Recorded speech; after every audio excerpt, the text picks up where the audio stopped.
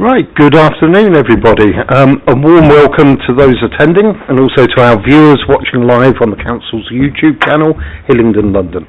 This is a meeting of the Audit Committee. My name is John Chesshire and I'm the chair of this meeting.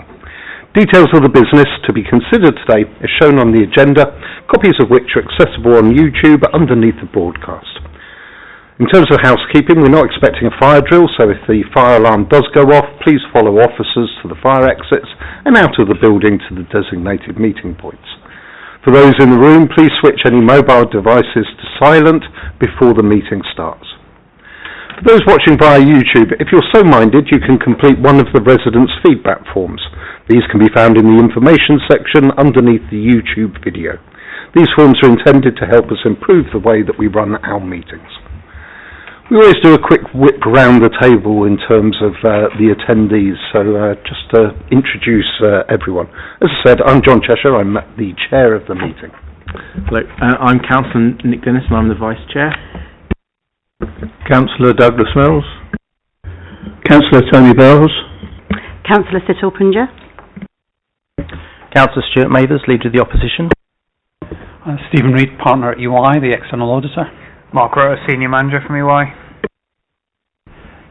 Louis, the Director of... Lloyd White, Head of Democratic Services. Matthew Woolbridge, Chief Operating Officer. Steve Maldin, Corporate Director of Finance. Pete Carpenter, Director of Pensions, Treasury and Statutory Accounts. Andrew McLeod, Chief Accountant. Alex Brown, Head of Counter Fraud. Claire Baker, Head of Internal Audit and Risk Assurance. Ryan Dowell, Democratic Services. Thank you all very much. We're going to move on to the agenda. It's all part one agenda, so everything's in public here today. So we'll get the meeting underway. Agenda item 1, apologies for absence, Ryan. So you've got apologies from Councillor Nelson and we have Councillor Punja substituting. Okay, thank you very much. Agenda item 2, we have declarations of interest. Any additional declarations of interest to make that we're not aware of already? Okay, no declarations of interest. I've done the agenda bit already. I was preempting that. Part 1, everything's part 1, so it's all public today. And agenda item 4, minutes of the meeting held on the 18th of November 2025. I'm not going to read through the page numbers. Were there any requested amends to the minutes? Okay, no, so we'll take those as read. Thank you very much again. We've got a busy agenda today, so without any further ado, we'll go on to agenda item 5, statement of the accounts and the external audit reports. Thank you, Steve. Thank you. There's a number of appendices attached to this, which are largely the work of the wider finance team in terms of producing the statement of accounts, and then the auditors in terms of the draft annual report and the audit report results reports, covering both the council and the pension funds. In terms of where we stand at the moment, so the 24-25 annual accounts have a backstop date of the end of February, which is close upon us. There are some dependencies within the accounts, so the Council is currently awaiting confirmation of its request for exceptional financial support, and pursuant to that we will make some final edits within the documents to make sure we have referred to those and the quantum of that confirmed support. So that will go into the going concern statement, for example, potentially also narrative statement, annual government statement. We just need to make some final edits to those. And so as a consequence of that, there's a requirement to delegate the authority to sign off after this meeting, which is likely to be in a couple of weeks' time. We're expecting EFS confirmation. I think it will be within the next week, so by next week at some point. The commentary in the cover report largely draws out elements from within the main documents that are in the appendices. The 24-25 audit has a disclaimer opinion. We talk about, obviously this is a common theme across local government audits currently, and the aim of the backstop dates is to bring this back into a proper situation, regularised. It will take the council a period of time before it can get back to a full set of clean accounts. While the report says at least further 2 years, I think the auditors in their report say that actually the council is a couple of years behind the schedule set out by LARIG. So that could be 3-4 years in after the 25 accounts. So that will need some patience before we get there, and understanding. But obviously we will be working our hardest to show improvement from each set of accounts so that we can get back onto the right track. And hopefully there are signs of that in the summary and in the report, in spite of all of the challenges that have been discussed previously.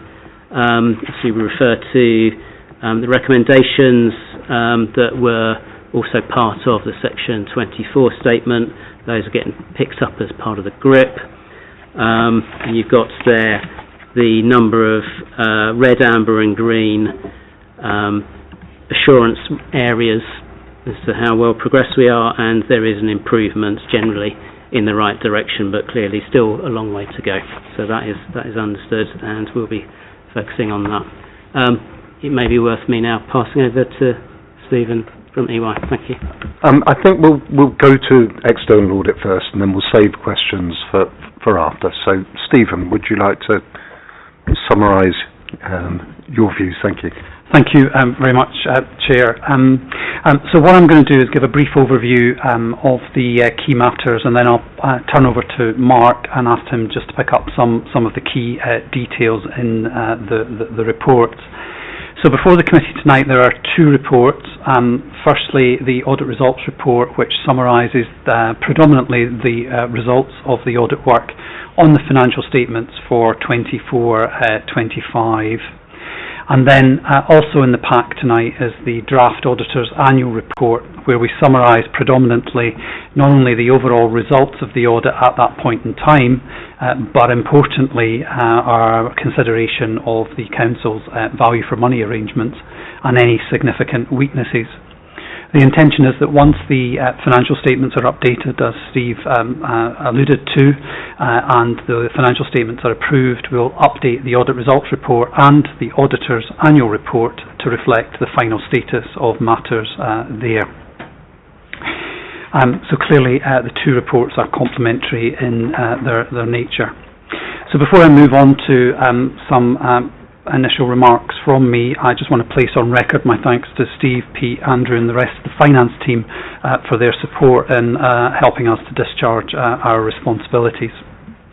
So in relation to the 24-25 audit then, we identified 4 significant weaknesses in the council's arrangements for value for money.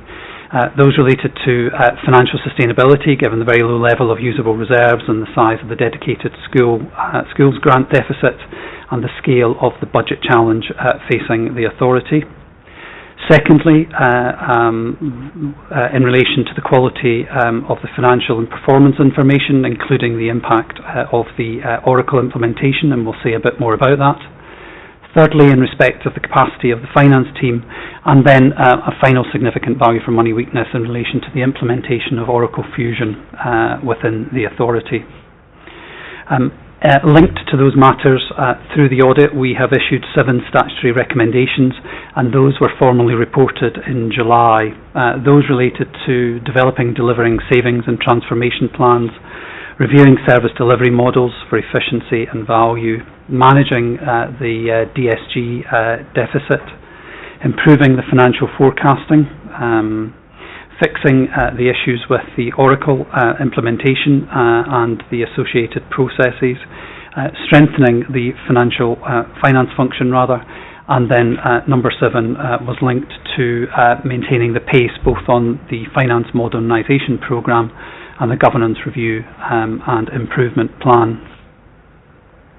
In the draft Auditor's Annual Report, we also made an additional non-statutory recommendation asking the Council to reassess whether the assumptions and forecasts underpinning the 25-26 budget were sufficiently robust to support the conclusion that a balanced budget was set, and to consider further actions if that could not be demonstrated.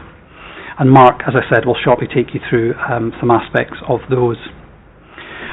Chair, I think it's appropriate for me to underline the seriousness of what we as external auditors are reporting.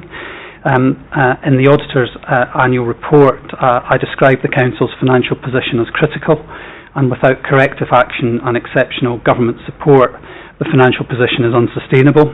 The reserves are very low, the DSG deficit is significant, and the ability of the Council to absorb further shocks is limited. We also note that internal audit has been unable to provide overall assurance over the internal control environment in 24-25, which is exceptional in our experience and heightens our concerns in relation to governance and control within the authority. There are clearly system-wide issues in financial sustainability, data quality, systems and capacity, and they will take some time and sustained leadership to address. And although I do recognise the steps being taken through the Finance Modernisation Programme and GRIP, the enhanced spend controls and engagement with government on EFS.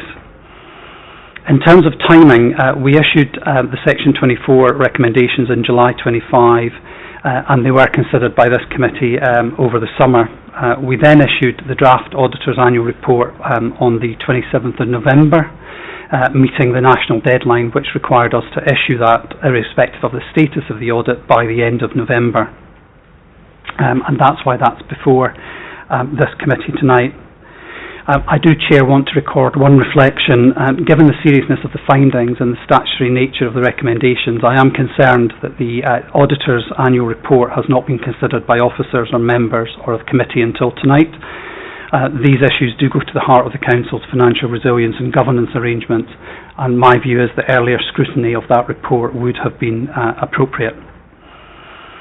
In terms of the form of opinion then, for the Council's 24-25 financial statements, I will be issuing a disclaimer of opinion, as Steve alluded to, and that reflects clearly the incomplete nature of some of the procedures for 24-25, but also the absence of assurance over prior year numbers, comparative numbers, as a result of the disclaimer in the prior year. So with those comments to set the framing of the context, let me pass to Mark. Thank you. Mark. Thank you, Stephen. So I'm just going to put a little bit more detail around some of the points that Stephen's pulled out there. I'm going to start with our Auditor's Annual Report. So just to explain the purpose of this report, as Stephen says, this is to primarily discharge our value for money reporting responsibilities. There was an update within that report on the status of the audit as it was at the time, but given we've got a report from 2 months later on that on the agenda, I'm going to gloss over that as out-of-date information now. Stephen highlighted that we concluded there were 4 significant weaknesses within the Council's arrangements during 24-25. And I want to stress there that our assessment is during 24-25. Sometimes there can be some confusion over the timings here. We are reporting on matters up to 31st of March 2025, and officers have taken action since that date, and some of the updates from GRIP and the Financial Modernisation Programme are on the agenda for later on in this meeting. That being said, looking back over that position, we did have a number of concerns that come through in the commentary we set out in this report. Around financial sustainability, Stephen's touched on the headline views there, but a couple of points I want to pull out. One is around the speed within the financial year with which overspends emerge. It's not unusual for an authority to identify overspends as it progresses through the year, but I think quite early on in the year the Council was forecasting some overspends. Those obviously did increase further during the year, and indeed decreased in the middle as some of the actions taken to mitigate that came into effect. But then also the Council, during 24-25, appeared reporting on set its budget for 25-26, and again, this is where confusion over timings can come in. That budget set during the period we're reporting on, again, very significant overspends emerging as early as P2 the following year is why we kind of raised the recommendation to reassess the assumptions underpinning that budget and make sure that the Council was satisfied with them, because we wouldn't expect to see large overspends like that emerging as early in the financial year from the budget setting process. So that was the main factors driving our conclusion on financial sustainability. On Oracle, the committee has heard previously from officers around some of the challenges experienced there, particularly with the Oracle EPM budget monitoring reporting functionality. What we highlight within the report is some of the broader governance observations we have on the programme, including around the decision to launch it and the evidence base for that decision and the criteria against which that was made at the time, the follow-up of issues since that time, and Council being able to satisfy itself that actually those risks that that new system posed have been addressed, and then the tracking of the project cost as the project went through, and indeed the benefits, so that actually the Council can form a conclusion, positive or otherwise, as to whether or not the system implementation has represented value for money and given the Council the benefits that it was looking for. Third weakness we had in there was quality of information, and there is a link here to the previous one. Financial information coming out of Oracle EPM has been a significant challenge for the Council during the period we're reporting on. I think that's been acknowledged by officers as one of the challenges they've had to work through.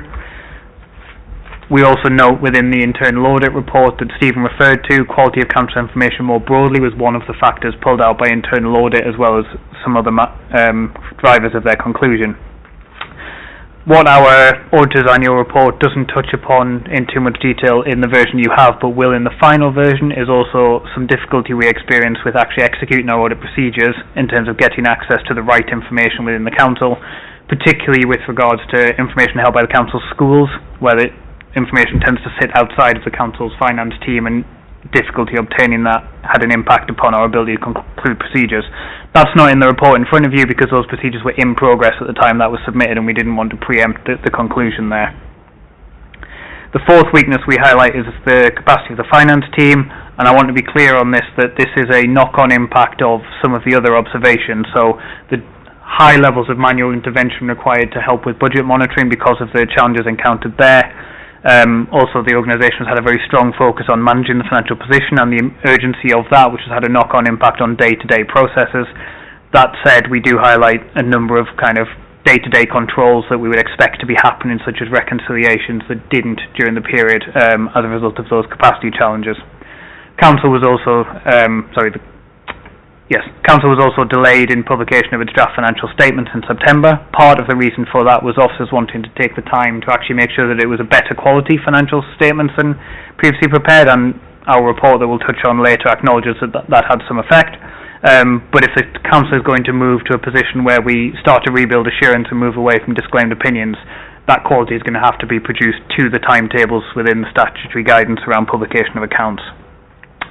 So across all of those weaknesses, we present a number of recommendations in the report. Stephen has already covered off most of them around the statutory recommendations we issued in the summer and the additional one around reviewing the balanced budget.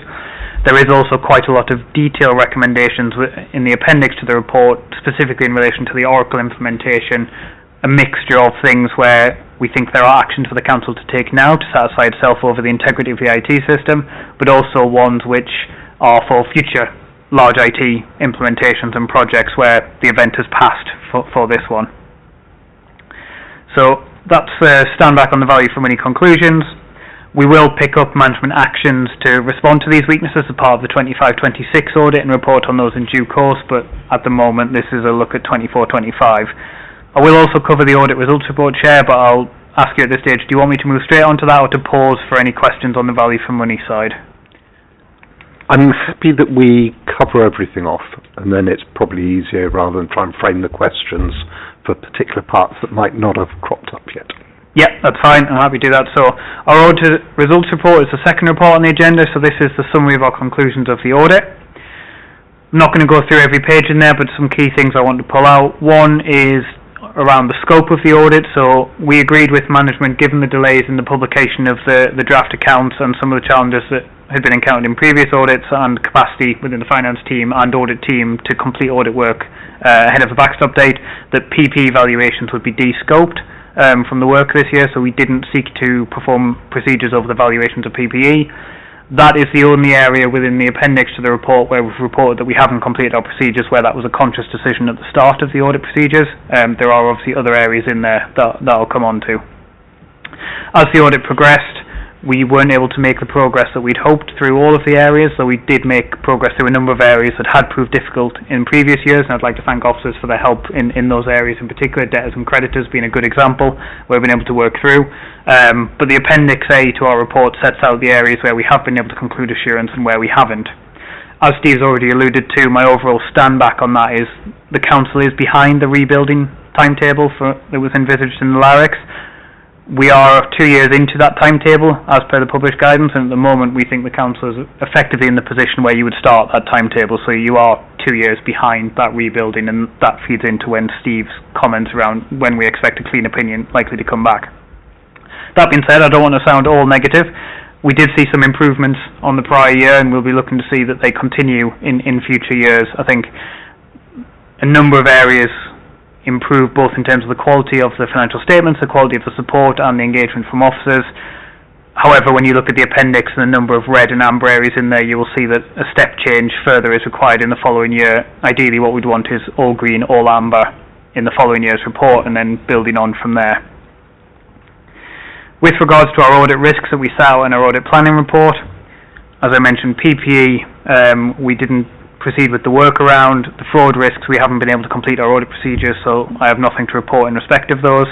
We did complete our work against the Oracle implementation risk, so this is not the governance side of it, which I've covered previously. This is the do your financial statements contain a misstatement because of the Oracle implementation, so it's about data integrity and the transfer there. We were able to get our insurance, but however we point out that it was quite difficult and it required some work around the council's own assessment, which didn't necessarily get all of the way there in the way we would have expected to have. Some of the challenges there being that the council had 4 entities within one ledger system on the old system, separate entities, which is how we would expect it to be on the new system, but that made unpicking what went where quite difficult within the data, particularly as I think some corrections after the fact was required by the council to true those positions up. We have also been able to complete our work around pensions. There is a small audit difference in the report, but nothing significant for us to highlight around those. The one control recommendation that we pull through in the report that's new for this year is around the completion of reconciliations, so bank reconciliations, fixed asset reconciliations, and I alluded to the fact that pressures within the finance team, both over the quality of data and capacity, were a factor in why those weren't necessarily completed as we'd expect.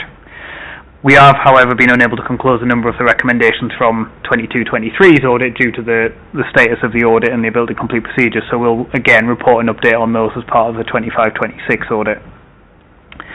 Within the misstatement section of our report, we highlight those matters that we have identified from the procedures we have completed. Given that we haven't completed all of our audit procedures, I don't expect that that is necessarily a complete list of all of the misstatements which may exist, but we have reported all of those that we are aware of. There isn't anything particularly significant in there in terms of monetary values. There's some larger ones that are classification and how amounts flow through the financial statements but don't hit the bottom line. There are a couple of smaller impacts on the bottom line, well below our materiality level, though in the context of the low levels of the council they are perhaps a little bit more significant whilst not material, and they have been corrected by management in the final version of the financial statements that is attached in the papers here. We are continuing to have final discussions with management around the annual governance statement and final tweaks to the wording within there just to make sure that it is consistent with our knowledge picked up through the audit and indeed management's own assessment of the internal control environment.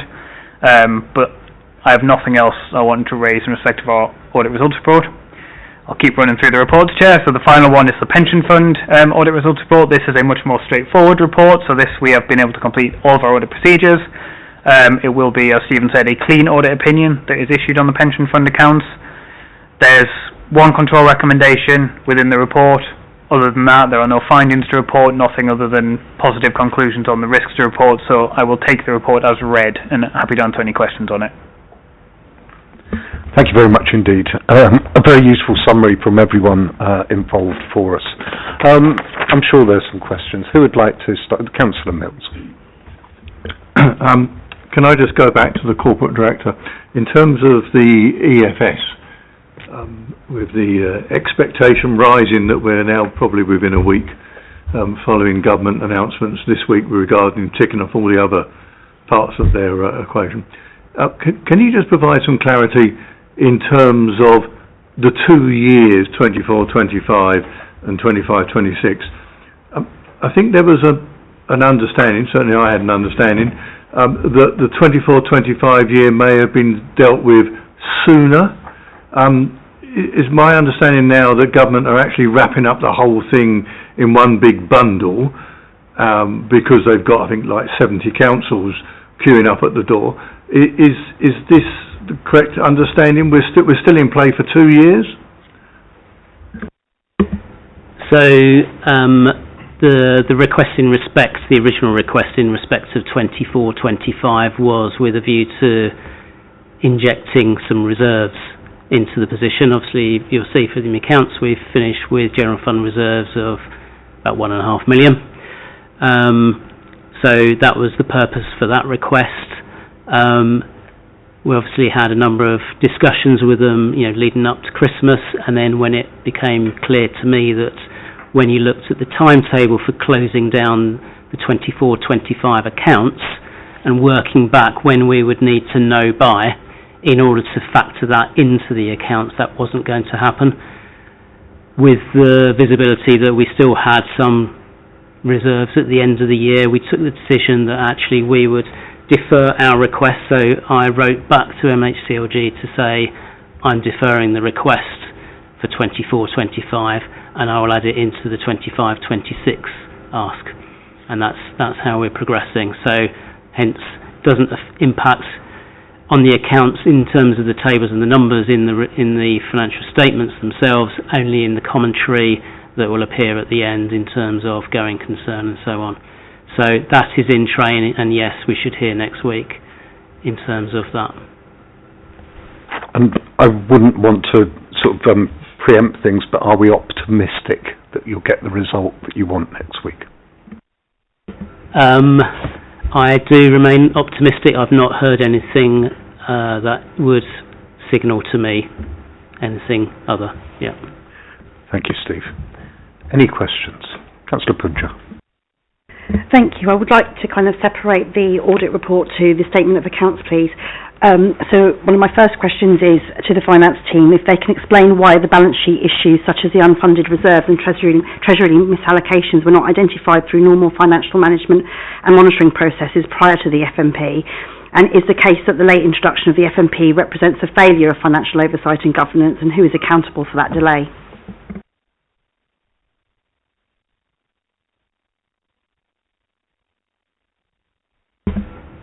I think the issue with identifying unfunded reserves, I think that's you're talking about the negative reserve.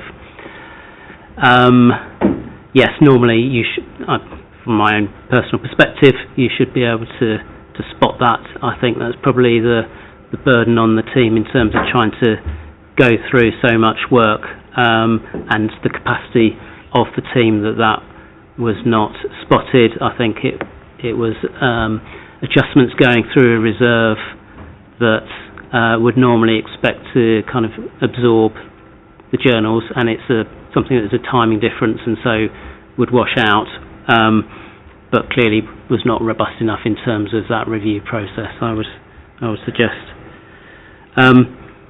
Sorry, can you repeat your second question?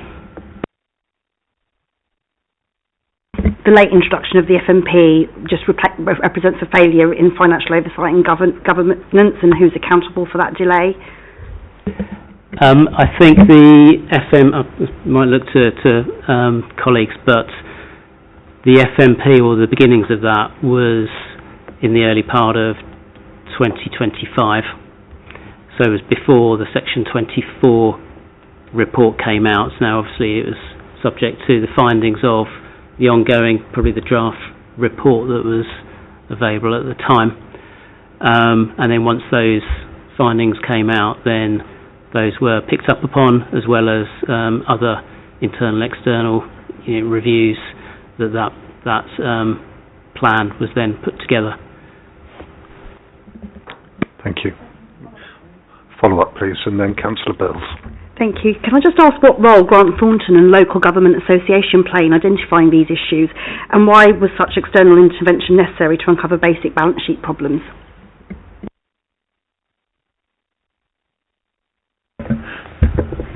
So, as part of the last budget, and it's a matter of public record, that we used SIPFA to do an initial assessment of our financial position, and that was the prequel to doing the finance modernisation programme. That was acting swiftly out the back of setting the budget, and we moved quickly into mobilising the detailed work around the financial modernisation programme, which we'll cover later on in this. So that covered phase 1, and obviously we've partnered as a matter of public record with Grant Thornton for phase 1 and phase 2 to do that. So obviously they're integral in providing us the advice and support, even around the advice and support around the audit that both Stephen and Mark have been through as well. So yes, and we use the LGA as most local authorities do across the organisation to support as and when necessary, to support us looking at different delivery models, looking at supporting specific services, but they were not a specific part of the finance work. Thank you. Councillor Bells. Thank you, Chair. Were there 3.278 million of audit adjustments required after the draft accounts were submitted? Should these not have been identified by officers before external audit? Were any of the audit adjustments linked to issues already known internally? And if so, why were they not corrected earlier? Thank you, Chair. During any audit process, we will have a number of conversations with our external auditors, and in that process there will be things that are identified that are either material or immaterial. So if you look at previous or look at other councils as well as ours, you will see schedules of potential changes. We sat down with the external auditors and looked at these items, and they could be adjusted, and so we thought it was better to adjust them. And so in terms of the largest one, it's a timing, or was a timing difference initially, we thought, but when we investigated it further with the external auditors, we saw it as being a material issue, and so agreed with them it should be changed. But generally this is part of the normal audit process you will find in most councils, but there will be differences of opinion, for want of a better set of words, of what us and the auditors think, and we come to an agreement on where things are material, and making sure that the accounts are changed to reflect that, so going forward we have the right base. Thank you. Just out of interest, what was the largest one? It was a timing difference in respect to the housing benefit repayment and grant. Well, the largest one was a £2 million a dividend that we recognised from Hillingdon first, which accrued at year end, but we hadn't received it in cash terms, because it was clearly in the minutes of the Hillingdon first meeting as an interim dividend. Sort of technical issue, accounting standards state that because it could still be revoked because it hadn't been paid, it was incorrect to recognise it in year as an accrual, so we had to reverse that £2 million that we'd accrued as income at year end. Thank you, Andrew. I've got a question, if I may then. Obviously, we've spoken previously about the 7 statutory recommendations that you made, and the officers have taken forward certain actions on. There were also some other recommendations coming out from the reports that you made, one particularly around the overspends and the budget setting process. I wanted to hear, how has that been received, and what action has been decided to begin to make the improvements that are needed there look? Yeah, thank you. So I joined the council in September, and the first report that I saw was the month 4, literally my first week. Didn't have much chance to scrutinise that too much, but by month 6 I had, with the team, gone through a lot of the work in terms of assessing the risks behind the forecast and what was likely to transpire or not. And so, yes, there was a further significant deterioration in that forecast. It was my concern heading into the medium-term financial planning timetable that we had a very good understanding of where we were in the present moment, and what consequence that would have for the coming year, and that would be built into the budget for that following year. I think there's a risk of not recognising where you are correctly, and then you end up suffering overspending that following year because you haven't actually recognised where you currently stand, and some of the existing issues carry into that next year of reporting. So getting that right was really important to me, as well as then undertaking a thorough look at our growth modelling and reliability of that. The savings proposals that were being put forward had to go through a challenge and discussion process in quite some detail, and we had several iterations of that exercise.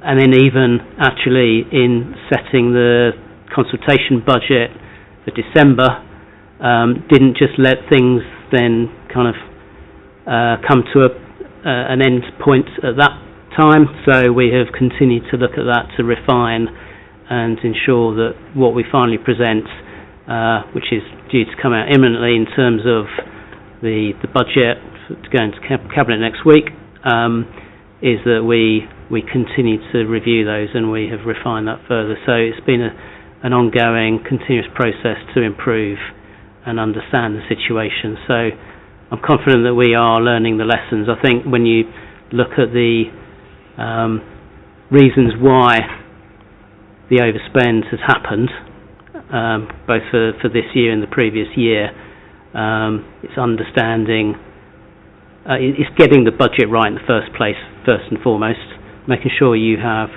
strong and reliable savings built in, that you understand your growth modelling and the demand pressures. Now, obviously, that's still a bit of a crystal ball gazing, but understanding that better, and making sure that all of your other assumptions that feed into it are on sound rationale. Thank you. And Chair, in terms of your other point around the lessons, almost the lessons learnt from the Section 24, I would strongly say that we knew about the things in the Section 24 before they were in the Section 24. So that's why, in fact, we've got the GRIP and the FMP, because they started, in February and March in 2025 ahead of issuing the Section 24.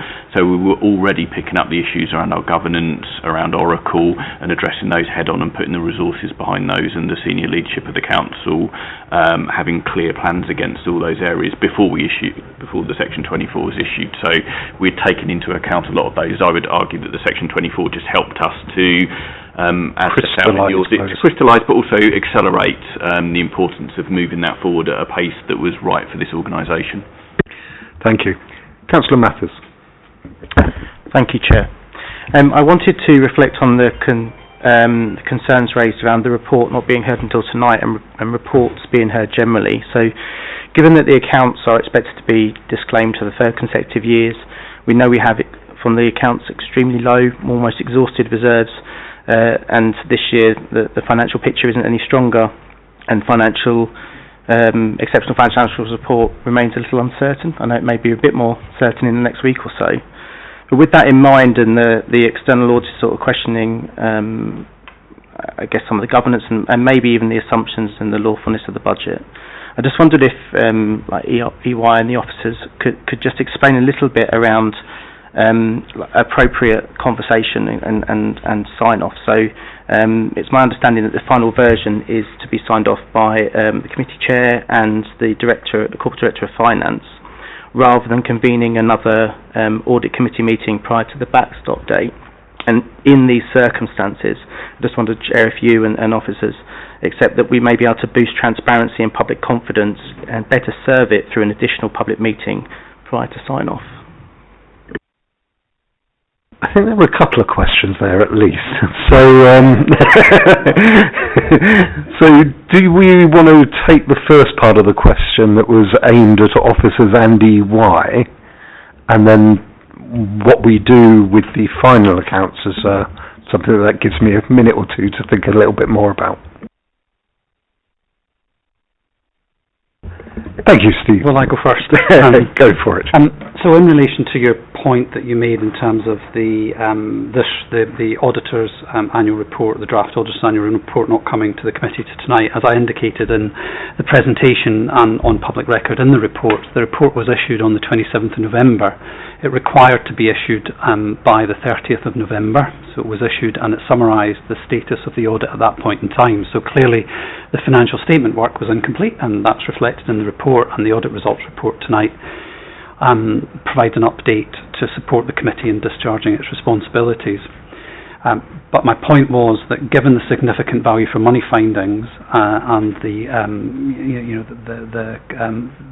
that I was recording my view that the council's financial position was critical, I would have expected that report to have been considered prior to this evening, because that was the 27th of November and we're now, in the middle of February.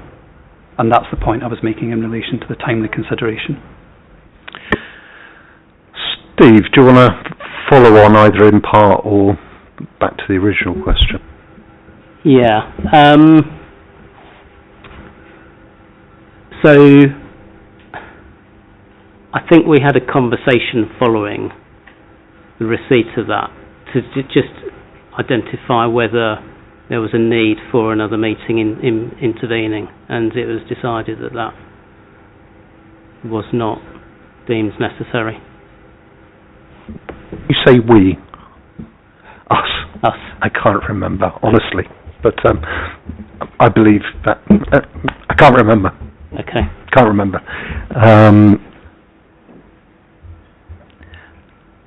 That meeting may be preempted. This can't remember. In terms of what happens next, we have a proposal rather than anything, and Lloyd, I'd welcome your view on this. On occasion in the past, the chair of the audit committee and the director of finance have signed off on the accounts outside of the formal audit committee meetings. I appreciate the circumstances a little bit more interesting this time round. Is there a view from Democratic Services as to whether this should be held in a additional audit committee meeting, or as we've done so in the past? Chair, that is entirely within the committee's discretion. If they wish to delegate authority to you to sign them off as we've done in the past, then that's fine. If the committee decides that they'd like to have another meeting, then so be it. Well, that's something I'd like everyone just to think about, because we'll go round then and make a decision on that point when we bring this part of the meeting to a close, or this part of the agenda to a close. Councillor, please. We won't have other questions on the audit. Yeah, that's why I'm... Yeah. Please go ahead. I wasn't sure that there were... I wasn't saying that we got to an end. I was saying we'll take that bit at the end. Okay. Please. I really want to address the EY report now, and it just says under the financial statement, reporting assessment in page 15 of the auditor's annual report. I just wanted EY to explain more fully about the final comment on the quality and completeness of the draft financial statements, because it says we would have expected to be informed of planned restatements of previous periods prior to such restatements being included within a published statement of accounts. Could you kind of give us a bit more explanation around that? And then what amendments were made, and to the officers, why was there no prior information provided to EY? Yeah, so I'm just going to give a bit of context there. So under accounting standards, if you, during the preparation of your current year's financial statements, identify that there was a material error in the prior period financial statements, you are required to restate it. Now, whether a matter is material is a matter of judgment. There is no definitive kind of rule on that. Within the draft financial statements that the Council published back in September, there were a number of restatements that were presented, impacting a number of disclosures. We hadn't had previous conversations with officers about restatements, which we would normally expect to have. Obviously, we disclaimed the prior year opinion, but in a normal context, your auditor would have given an opinion on the prior year statement. So if you're then saying that there's an error in those, a conversation we would expect. we've worked through those with officers since, and actually the conclusion is there aren't restatements. There were things that are comfortably not material and shouldn't have been restated within the accounts. The only restatements left are where the council has changed its directorate structure, so you update the prior period numbers to match the current year structure. That happens pretty much every year, I think, at this council. But it's those restatements we were presented with at the time. At the time that the first report on the November one was committed, we hadn't had the full discussion with management around what those restatements were, and hence they were a bit of an unknown to us. Now we have a better understanding of them, and we're happy that actually it was more of a kind of mispresentation and misunderstanding around the treatment of a couple of those items than anything more fundamental. Councillor Bells. Thank you, Chair. Just a question for the officers, and it's been touched on a little bit. So in the executive summary of the auditor's annual report, there is a clear disagreement between the council and external auditors regarding the annual governance statement, and whether internal control and governance systems were in place in accordance with the local code of governance. Can the Chief Financial Officer explain the reasoning behind their statement? Steve. I think when the annual governance statement was originally written, it was at the end of July, so it's based on knowledge and understanding at the end of July. So when, in terms of the draft that went public, so that's available on the council website. You can see the dates of those being signed off. So based on what was known by the signatories at the time, that's the basis of the report. And obviously we are making changes to that in the final version that we'll go through. Yeah. Thank you. Just a follow-up. Oh, sorry. Councillor Bills. So on pages 26 and 27 of the auditor's annual report, there are detailed concerns about the inadequate and unreliable budget and forecasting of expenditure in 2025 and 2026. Do officers agree that probably the council did not set a balanced budget in February 2025? Why did that happen? Steve. Okay, so that's been raised as an additional statutory recommendation. Sorry, it wasn't a statutory, it's an additional recommendation, not a statutory recommendation. We've added that into the GRIP to track progress on the work behind that. It's something that the monitoring officer will be conducting a review into in due course. So I think without going through all the necessary investigations to understand conversations, emails, or what was known at the time, it's hard to make a judgment and statement on that today. Okay, want to hear a little bit more about in the future, I think. Councillor Punja. I just have one thing to go back onto, which about the 3.278 million of audit adjustments, and we said that a large amount of that was a dividend paid. I just want to understand that in the current climate of the financial situation of this council, are dividends legal? So long as the company declares them and has the ability to pay them, and has the reserves from which to pay them, then that is the matter for the directors of the subsidiary. It's not the council making a dividend. The council doesn't make dividends, but it can receive them if they are valid. Thank you for the clarification. Any other questions from the committee? I think Mark or Steve, I think, said there was an expectation that if we wanted to keep on track to move away from sort of having qualified accounts, we would expect to see the kind of areas covered by your work as being all green and all amber for 25 to 26. What's the view from management side on the feasibility of this, please? Because, you know, here we are talking about 24, 25. It is in the past, so obviously we have the timetable to work through. We also have to look forward and seek a sort of resolution or the confidence of resolving these issues and moving forward. Where are we in your view on that?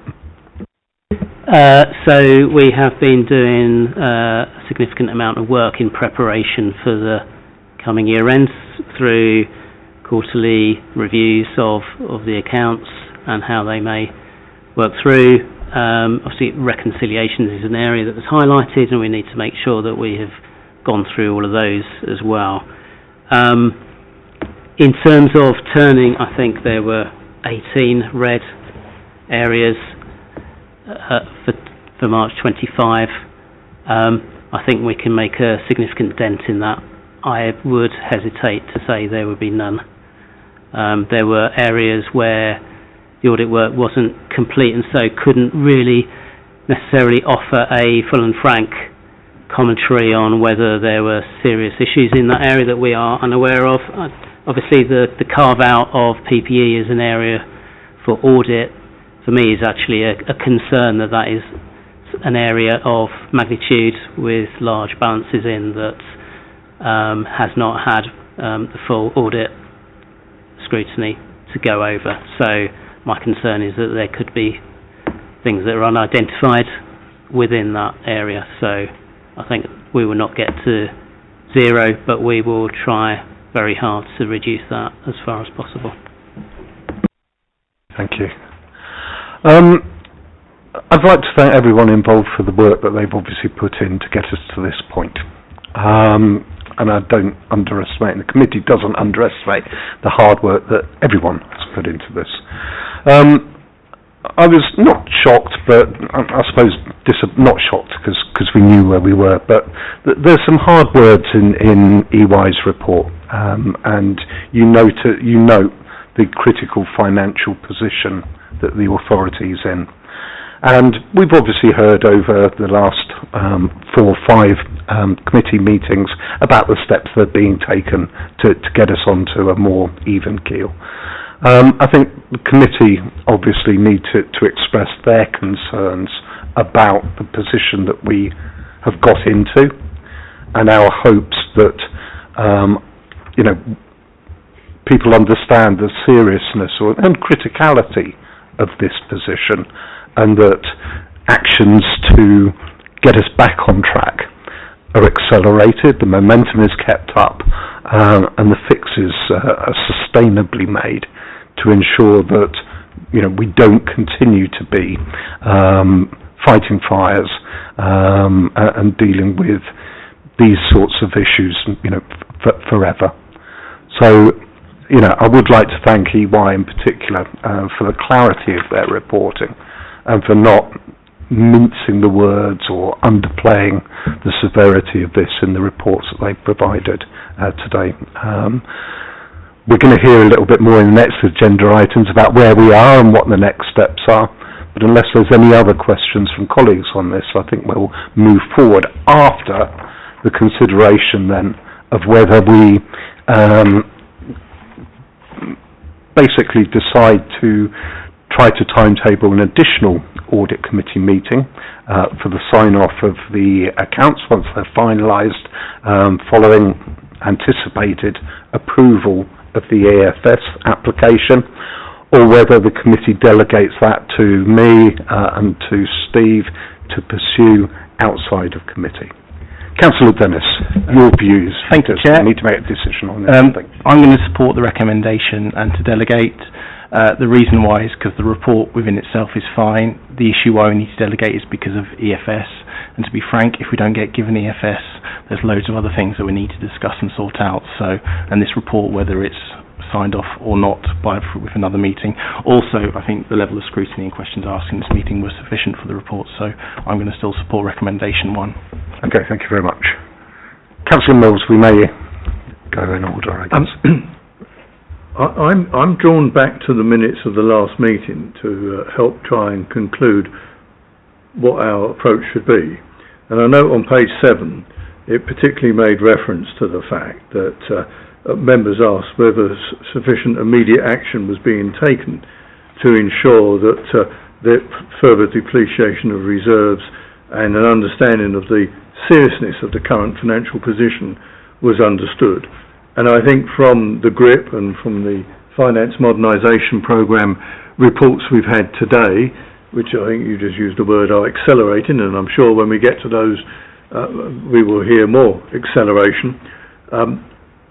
That will we actually gain anything by having another public meeting as such? What we've got tonight, obviously, is it's not really adding anything new from what the summer. There's no more bad news story being unearthed. It's just a reaffirming as to how bad it had got and why the Section 24 report had to be issued. So, because there's no breaking news, I think I'm concluded that the recommendation of delegation is more than sufficient to proceed. Thank you, Councillor Mills. Councillor Bells. I'll be a bit briefer. I believe they should come to another meeting because the public interest in it is high. Hillingdon finances have hit the headlines definitely around the area anyway, and I think it's in the public interest that everything is done in public and not just signed off. Thank you, Councillor Bells. Councillor Punja. I'm a bit concerned that we didn't receive the draft statement beforehand, and that actually we didn't have the opportunity to discuss this beforehand. I think extra scrutiny is necessary. I would be really concerned that when the final statements come along that we don't actually have a chance to ask questions again, and that they are just signed off without our scrutiny, and that they just become the responsibility of two people. I think that's a huge responsibility, and I think that this committee should take that responsibility seriously, and I do take it seriously, so I would recommend it does come back to the committee. I guess that means agreed. Just obviously only pass. If you take Councillor Dennis's moving the recommendations, you need a seconder for that, which I think Councillor was doing. Then you go to a straight vote, Chair. Just to say, Councillor Mathers is a non-member, so it's the 4 members and yourself, Chair, to vote on the recommendations. I think we have to have a vote. So we know the recommendation then. Do we delegate or not to delegate, I suppose? Those in favour of the motion, hands. Those against the motion? Okay. Then we will delegate, subject to EFS approval coming in. I think I would like to the intent is for delegation unless something untoward or unexpected happens next week. Okay, so we can catch up maybe and then make a final decision just in case anything unexpected comes into the mix. And I'll remember it this time. Okay, thank you all very much indeed. We will move on, and I'm sure there's going to be a little bit of overlap between some of the sort of areas we've been thinking about here and the next steps in the next couple of agenda items. So, agenda item 6A, update on the GRIP, please. Chair, I'll lead on it. So the covering report, I'm sure by now members are well aware of the rationale behind the creation of the GRIP and what it's addressing. So it's in 3 work streams which have been set out before you. The work stream 1, the financial governance; work stream 2, the directorate governance; and work stream 3, the constitutional governance. The covering report details the updates made in the last quarter since the last meeting, and I think officers are happy to take any questions. Okay, just before we get to any questions, were there any particular highlights that you wanted to draw our attention to before we go to the questions? Please. Just going, I'm sure you've all read it, and you're just reasserting what's in the report, but just running through, and in light of the last conversation, progress that is being made. I guess one in particular is that the forecast since month 6 through to month 9, which is about to be published, has remained stable. So that's one positive. We've got spend controls in place since before Christmas. We're about to issue the budget, which has taken a lot of the learning out of the position of where we are, as I alluded to previously.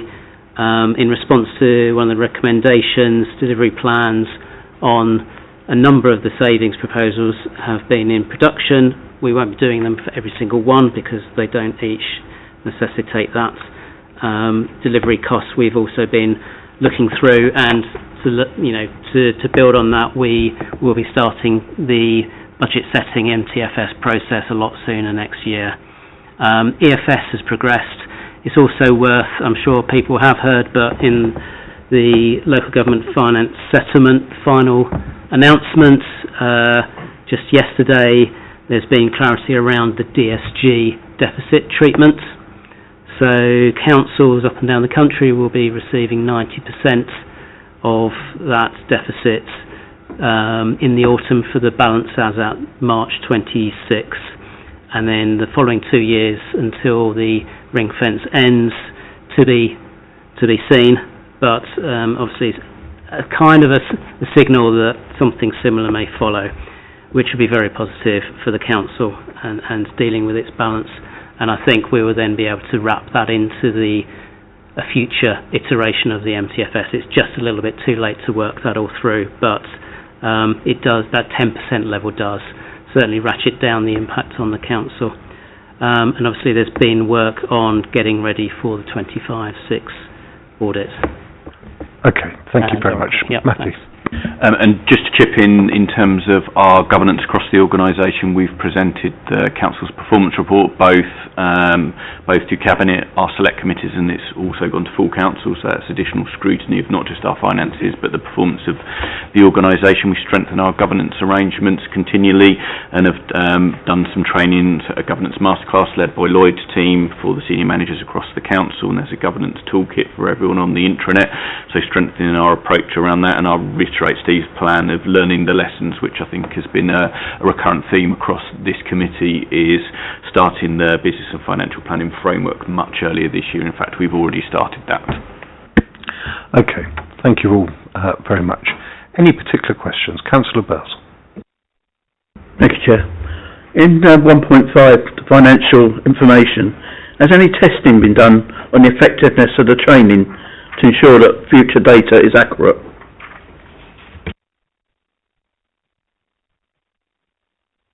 Steve.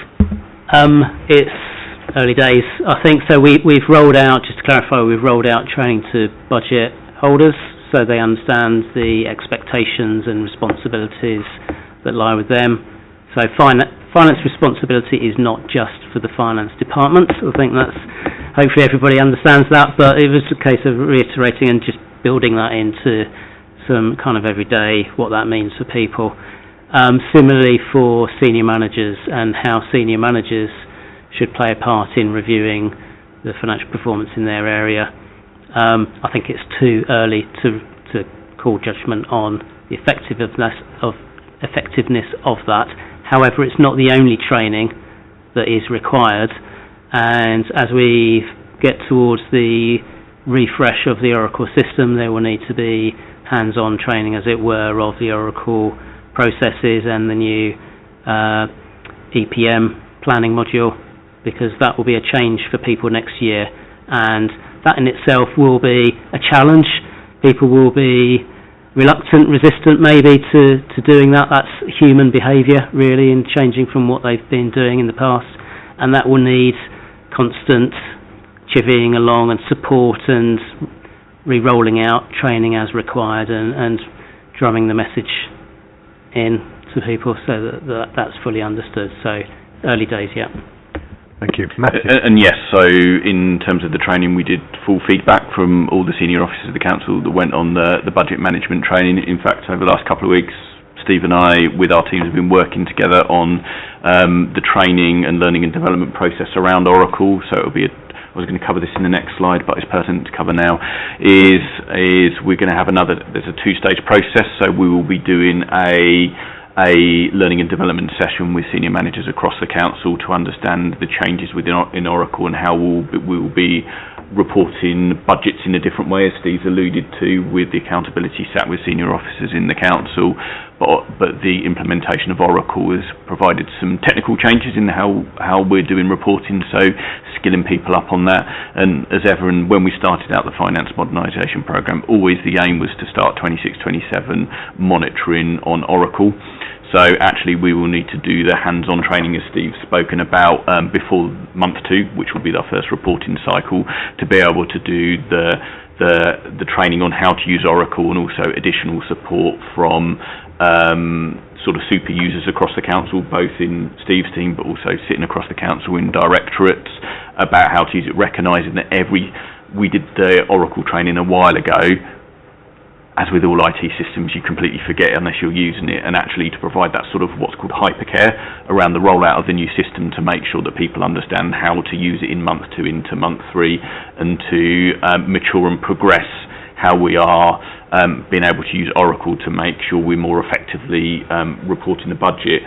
But also, Oracle is only the IT system that manages it. Actually, a lot of it sits around, which Steve and I will cover in the next presentation, about how we're changing the way we do our budgeting and financing moving forward. So that's why we have the finance modernisation programme in 2 parts, with the finance part and the Oracle part, to make sure they're seamlessly integrated.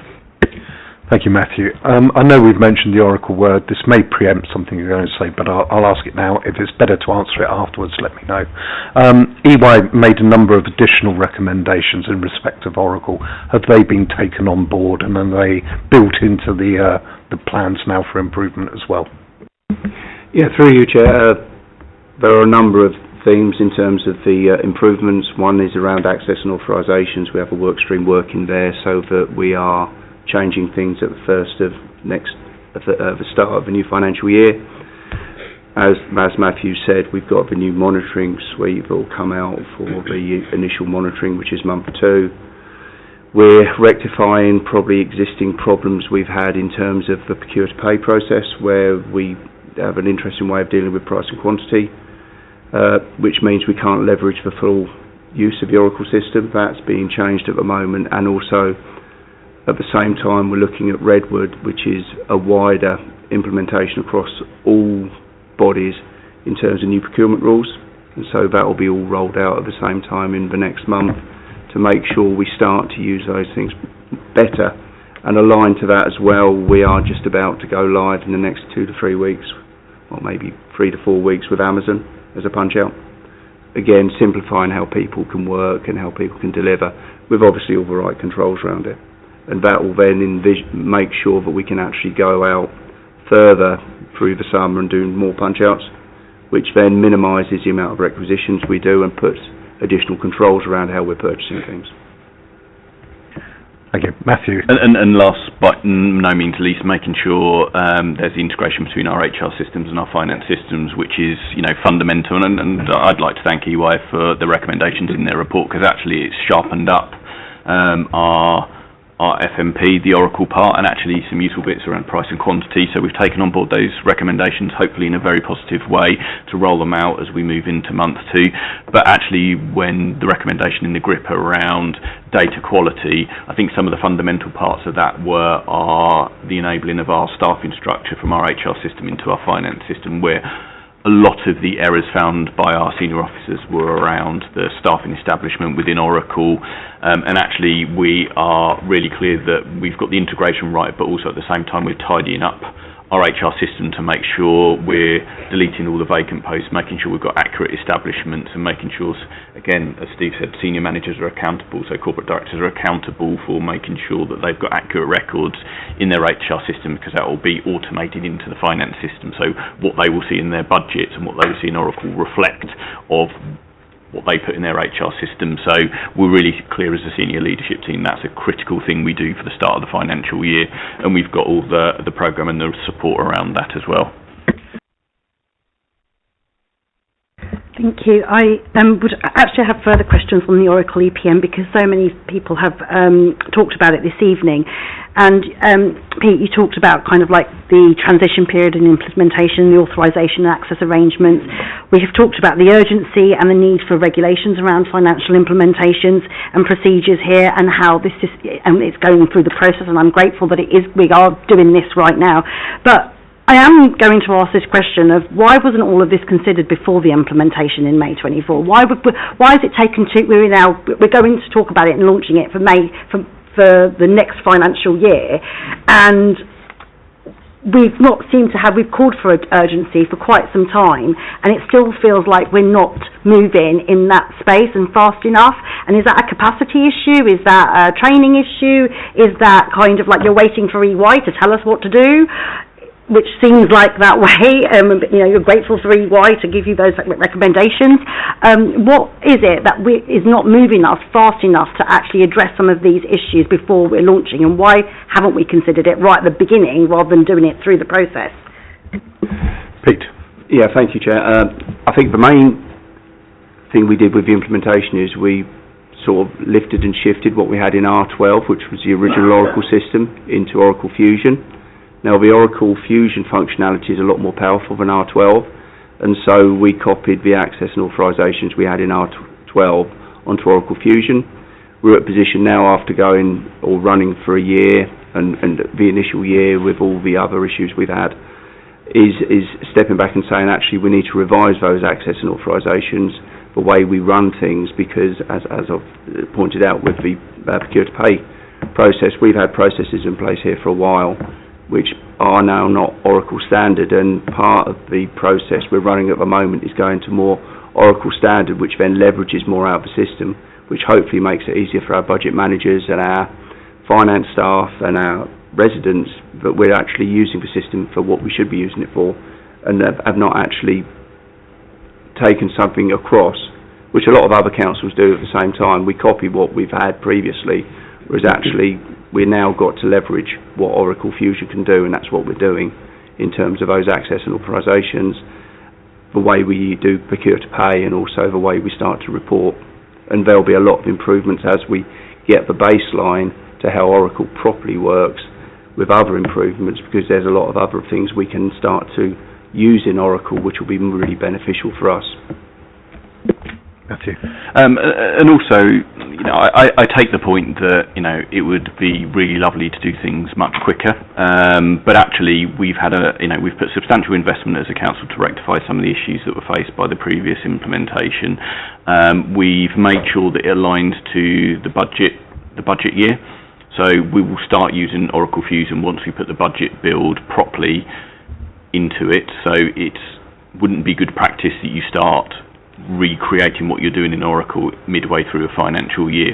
So looking at the detailed plan, looking at all the technical changes, looking at how it aligns to the finance changes within the finance modernisation programme, it's a considered view that this was the optimal time to be able to do it. Also making sure that we do the lessons learnt from the past, which was clearly, as an organisation, we made mistakes in the past.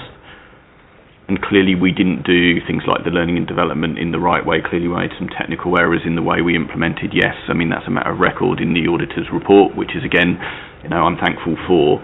But actually we've got a considered programme that has the right governance around it, it has the right plan, it has the right resources, it fits into how we're our budget year timelines.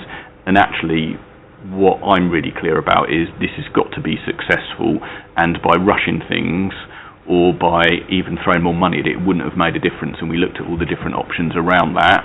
This is a very considered to make sure it is successful, because so many local authorities have made errors, as EY will know, in the delivery of Oracle, but also making sure that it's fit for purpose over the medium term. So having that trajectory where we can use the system and build on it, make it more successful over a period of time, I'm really confident that we've got the right plan and the right time and the right resources behind it. But I can see from the other side that it looks like it's a slow implementation.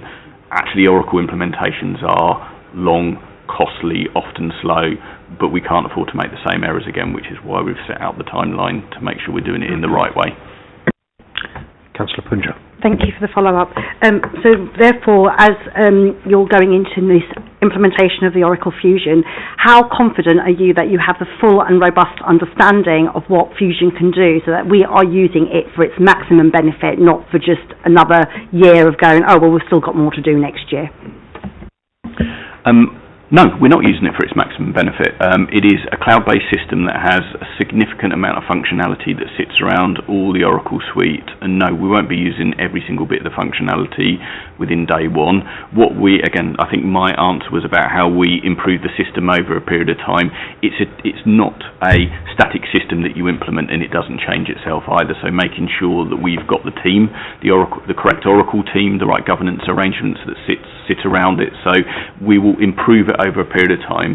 The key is we can use it for the functionality that we need it for on day one, as in when we launch the new financial monitoring period, and then we build upon the products to get the maximum usage out of it over a period of time.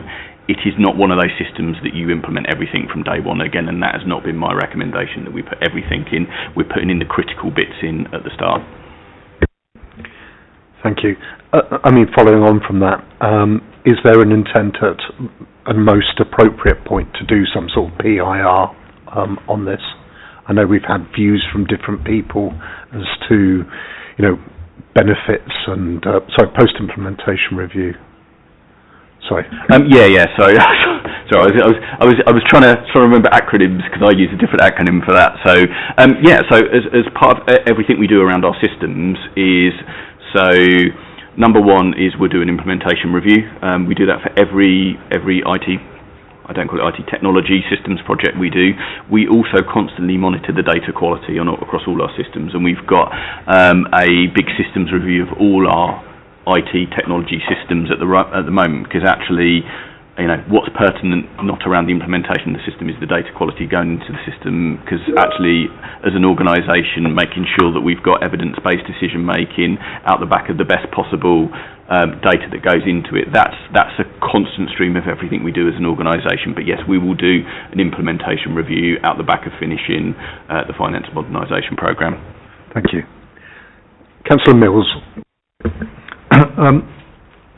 I think the comfort that I'm taking is that the history of this illustrated one of the great classic weaknesses of many local authorities, to operate within silos, and for people to believe that they can literally copy and paste from elsewhere and it would all fit together. I think what the comfort I'm taking is, and I wouldn't go as far as to say we've now got a dream team, but we have managed to change some of the senior personnel who I think are able to demonstrate a greater wideness than within silos. And I think it is important that decisions that were made, and when I was involved in the executive, I was certainly arguing for it, and I don't want to embarrass him, but Matthew's role in terms of Chief Operating Officer is to look just beyond an IT guy, to actually look about how does it fit in with finance systems, where does HR fit in, and indeed in terms of all the other support systems within local authority. And I think that is what we are now getting an understanding of, and going back to your word, acceleration of, and that's the comfort that I'm taking, that there is a whole council approach solution backed up by individuals who recognise what's gone before doesn't work, not that it didn't work, it doesn't work, and that this is the way in which we can actually drive performance improvement, understanding. And I think the actual improvement in terms of the performance reviews are also significant, because it isn't just about the money. Money's pretty important, as the corporate director will reiterate, but to emphasise his point earlier, finance is about the responsibility of all post holders running any part of the service. So is the performance delivery, and that's what I believe this Oracle will eventually deliver for us, the complete circle of understanding how we are performing. And let's not forget, Hillingdon's actual performance at service level is exceptionally good in one or two places, a lot higher than many other local authorities. I won't name them unless you wish me to do so, because I could, but that's for public record. We are renowned for actually performing at top level or just below for a number of our core services. Thank you, Councillor Mills. The committee's role in this agenda item was to get the update and to note the update. So I think we've done that agenda item. Oh, sorry, Councillor Maher. Thank you, Chairs. Apologies for the late indication. In the report, in the GRIP, it spoke about the looking at the governance constitution, the work around the democratic processes. That work was drafted, concluded in November, I assume before the last meeting, and recommendations were going to be brought to members.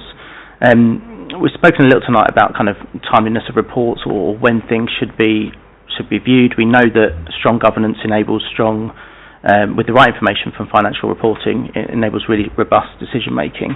I just wondered if there was a short update on what's happening and what other plans there might be to continuously review constitutional changes, democratic processes, so it isn't a once-in-a-lifetime opportunity. Thank you, Chair. So just to clarify, that report wasn't received before the last meeting. It was received just before Christmas. So we've only just been going through it. But this is the review that we commissioned from lawyers in local government to have a look at the Constitution. So they looked at it. They didn't look at every minutiae, but they were looking at it from a broad brush approach through your Chair to say, is it fit for purpose? Does it need updating? Is it kept up to speed with legislation and things like that? So we've got a number of small recommendations. They've come down 2 or 3 sort of big areas that they're recommending we should look at, one of which is our financial delegations and procurement rules. Obviously, the last time procurement rules was looked at was 2023 in preparation for the Act, which is now fully embedded, that Act, so they're recommending we should do a review of that. And alongside that, the financial delegations, so those 2 things sort of sit together. So that's one area we'll be looking at. Another one was Part 2 items, which I know we've discussed recently, Councillor Mathers, and saying that actually we are compliant in the way we deal with Part 2 items, but there is other councillors do have a sort of more transparency as to sort of things that are discussed in Part 2 and released from Part 2 into Part 1. So that's one area. Interestingly, another area they've recommended that we look at is the Code of Conduct that we have in the council, which hasn't been updated since 2012. But they're actually saying that they recognise that the government is actually committed to reviewing standards in local government and are subject to parliamentary time, are looking to bring forward some legislation which may well include a national code of conduct, because at the moment, so back in 2012 the Localism Act got rid of the National Code of Conduct and said no, each council could look at its own. So that's one area that we're going to look at. In terms of bringing this forward, so members will be aware that the Constitution itself contains a bit that says every annual general meeting, the one in May, should include a review of the Constitution. We generally bring major updates there, but absolutely we will review the Constitution every time in any council meeting where it needs updating and anything that comes to light through legislation. I have a delegation for minor changes to job titles or things that require updating because of legislation changing, things like that, but other than that, major changes. So if we do a review of procurement rules and things, that will be a major update that would come to the council, and we'll aim for May for that, hopefully. Thank you very much. Okay, we will move on. Agenda item 6B, so financial or finance modernisation programme. Matthew. Thank you, Chair. He's just trying to navigate his slightly tired eyes onto the big screen. There we are. So Steve and I are going to do a bit of a double act on this one. So we're going to do a bit of to me to you in Chuckle Brothers parlances. So I'm going to go first and just do a bit of a recap of what we set out to do by starting the finance modernisation programme. So we initiated it with findings from past internal audits and external audits, obviously back at the start of the last financial year.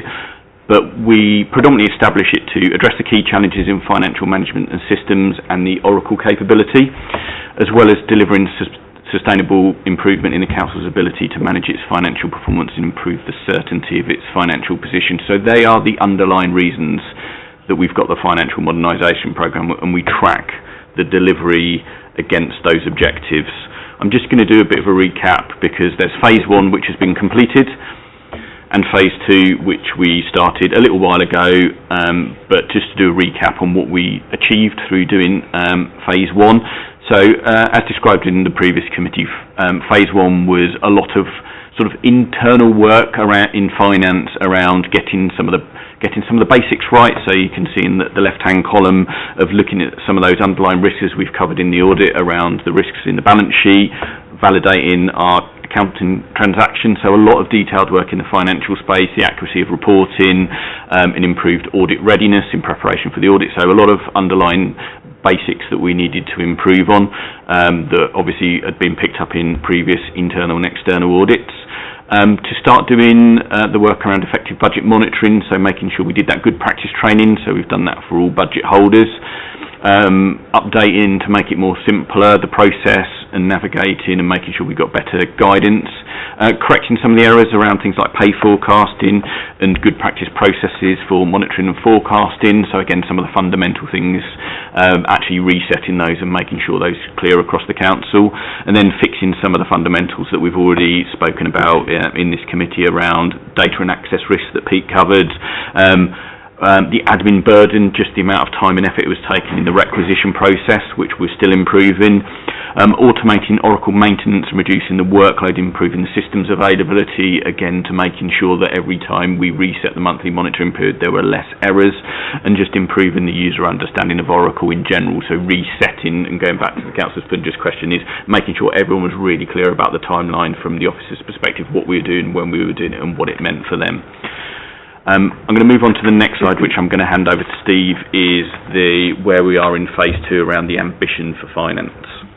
So the diagram you've got on the screen there tries to take what my vision for the finance department is into, and then builds that into where we will be, how we'll get there, and how we'll support the council. Essentially, what's behind this is, and from what we've talked about up until this point, making sure that we've got the basics done well, and that we have a continuous improvement mindset is going to be really important for moving us forward, and trusting the systems and the numbers in the systems and the processes that we produce, the financials out of those systems, needs to be worked on, and so that is a critical element to that as well.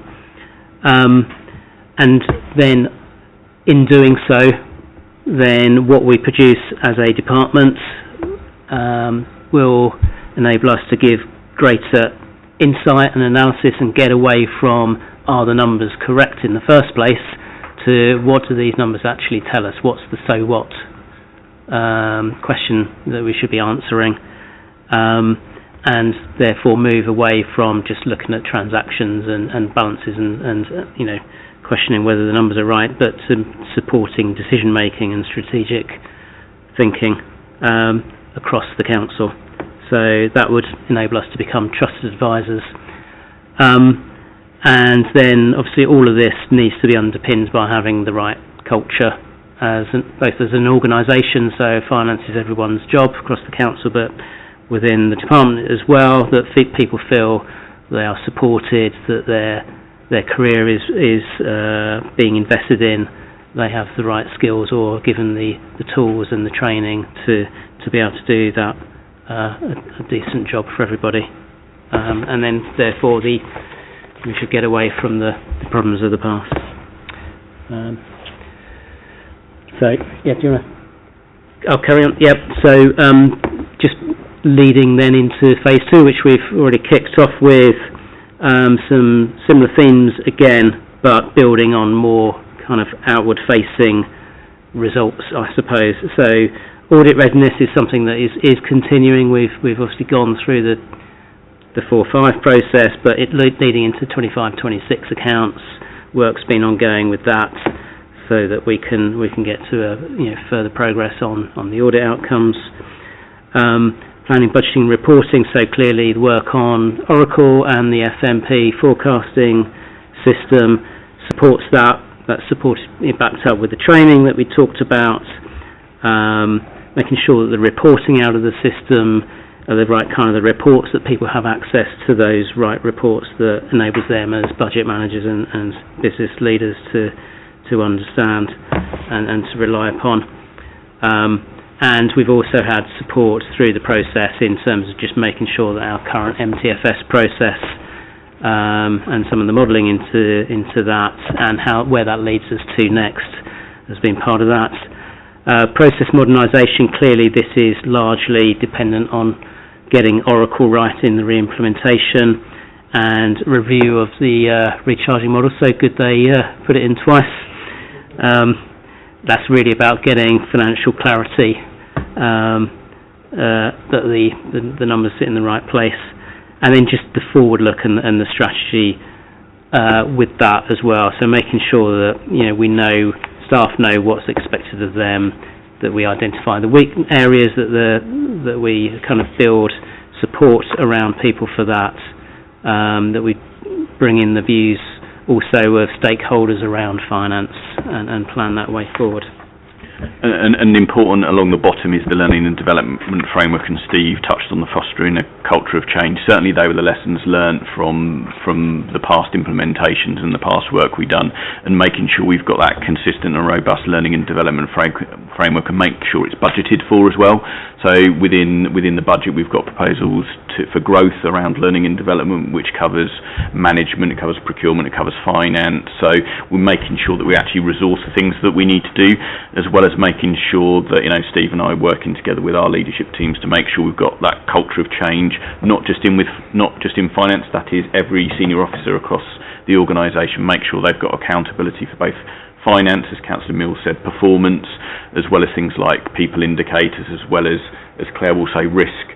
Picking up all the composite bits that make it critical of the things that you need to do as a senior leader of the council, is making sure that they're all written down, understood, and people have the accountability framework in the organisation for.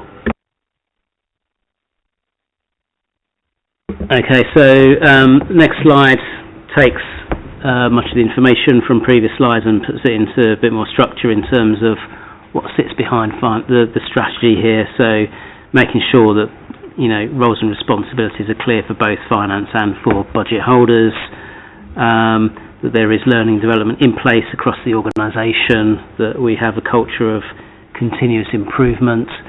Oracle, well rehearsed in terms of improving the processes, reducing manual tasks though, streamlining the processes, so not just getting the data in the right place, but making sure it then we kick on from the implementation and then start to get the benefits of Oracle Fusion working for us, and then making sure that we've got decent, really high quality reporting coming out of that drives insights, not just questions, and supporting budget holders both through them being able to access the right information themselves firsthand, and then when they need support, there's online support as well as finance support, and that the conversations therefore with finance are of greater quality really in terms of what's covered.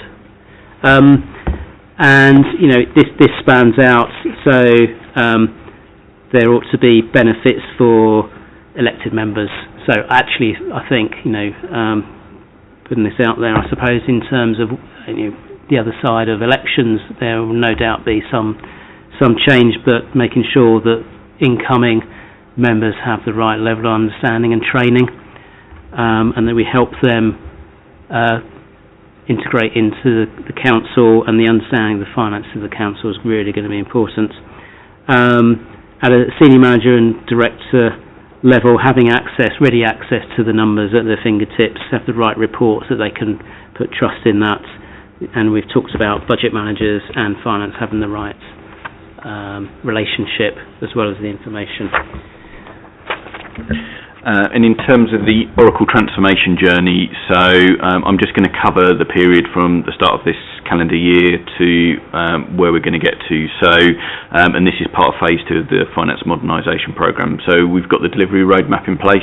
Rather boringly, there's a massive great spreadsheet that sits behind this with a very, very, very, very, very detailed plan that's mapped within an nth degree, as well as rigid governance that sits around this to make sure we can monitor and manage it in the right way.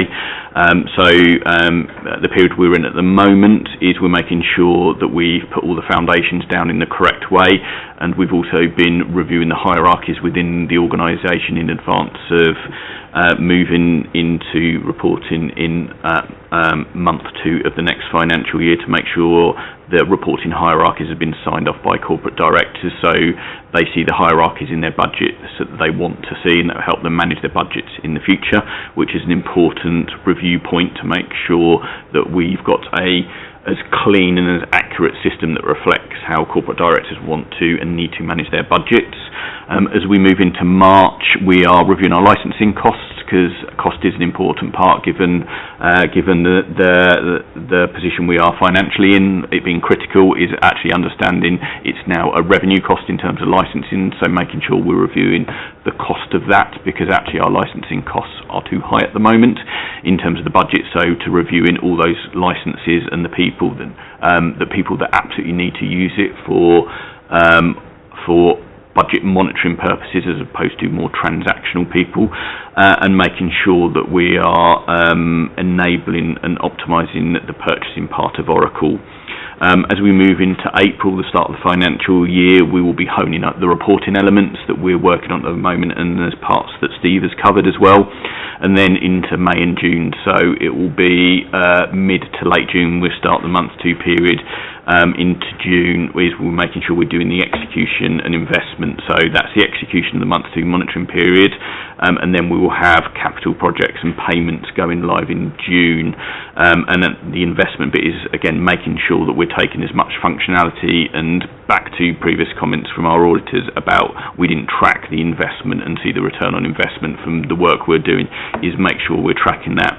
What sits along the bottom of that is what I've said previously, is making sure the enablement of it is right, because you can have whatever system you want unless you do the communications, the change journey, have the change champions within the organisation, unless you've got the learning guide, business-led training, the BAU support, the whole wrap around that hypercare and then out from hypercare into normals, is we've got to get that right. And again, that is certainly a lesson learned from the past. So we're moving from the foundational point into the execution and investment to make sure we're delivering a successful Oracle program. And the next more colourful slide is more of a snapshot, and I won't go through this, of all the detail that sits around the FMP and in particular the Oracle part, to understand there's a lot of interdependencies between the work that sits around within the Oracle program itself, but also within the finance work that's Steve leads on, and that's why we have a finance modernisation program, because they very much have to be hand in glove to make sure we're delivering that success moving forward. We've covered learning and development quite a lot in the previous agenda item, but just to touch on it, so we've done some detailed mapping of the skills required. Again, one of the lessons learned is we previously the organisation did training for every budget holder.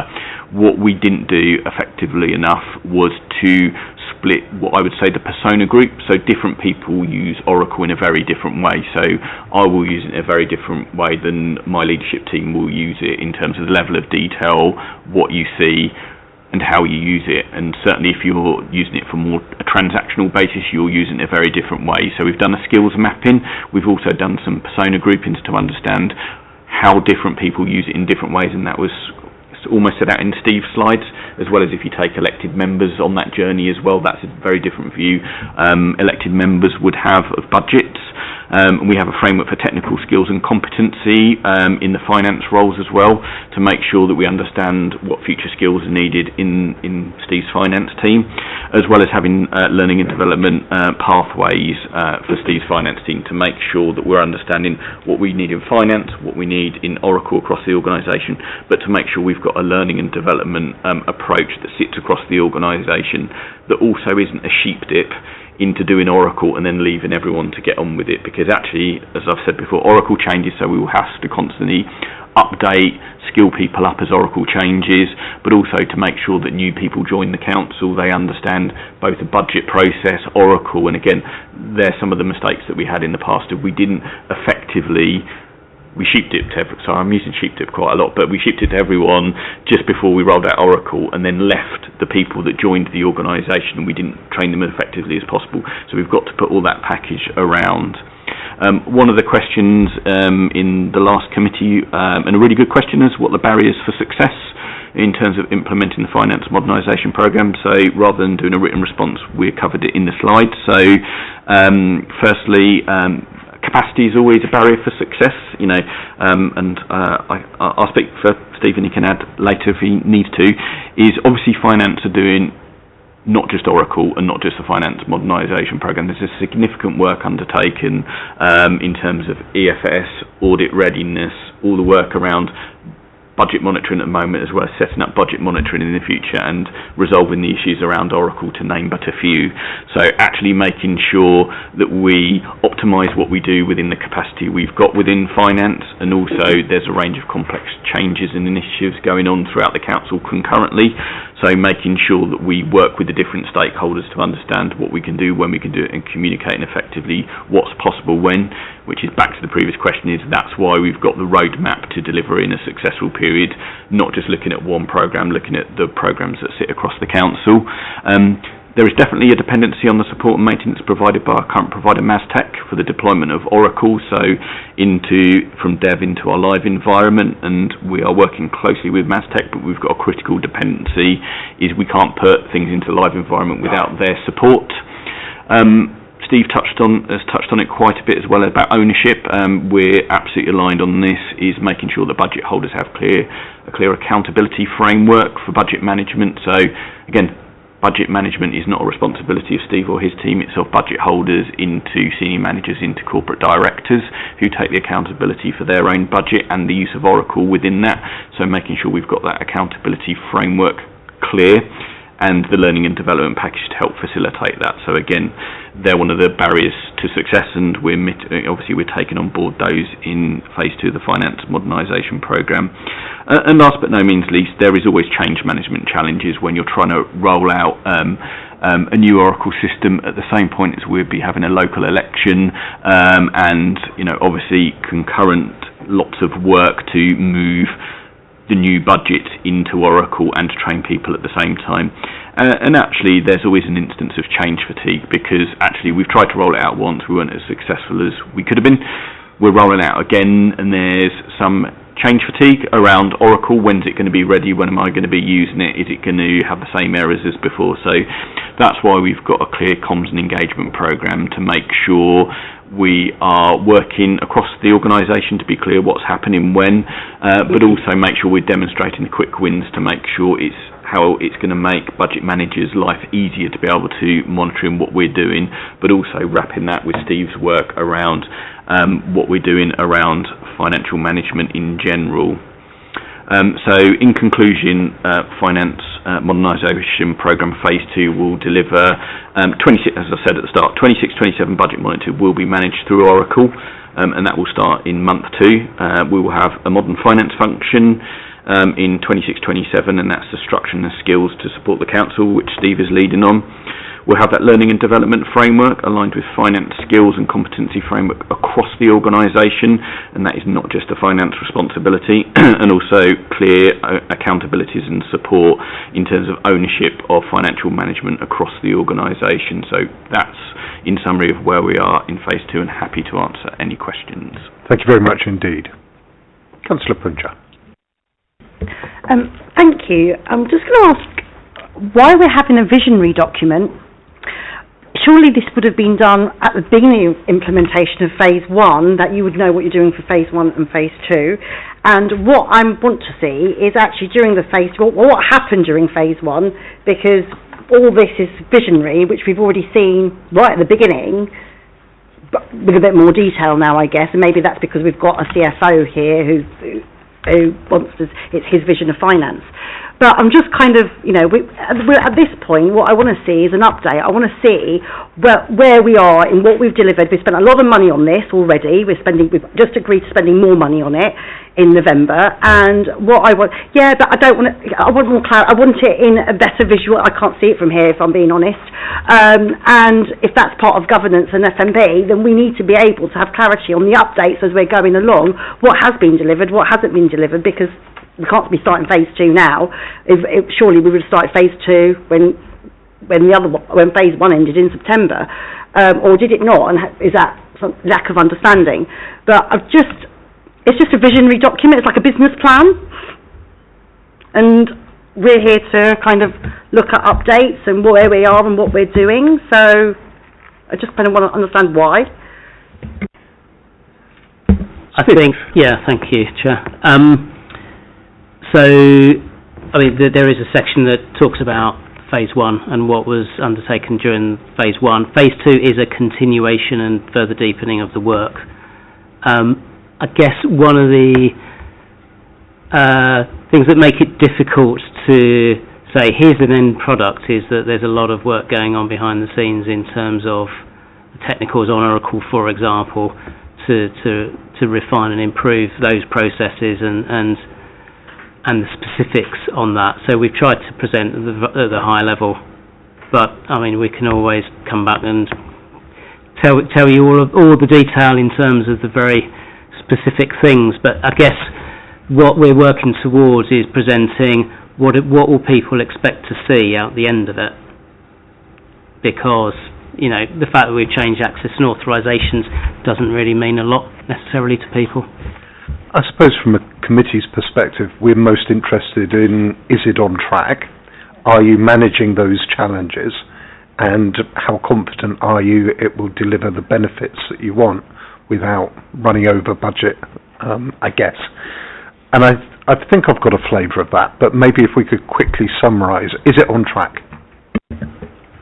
Yes, it's on track. So we, as I stated before, we've got the detailed plan. I kind of take your point around it's quite difficult to see the deliverables within it. So for example, one of the deliverables is the integration of the HR system with the finance system, which we're in test at the moment.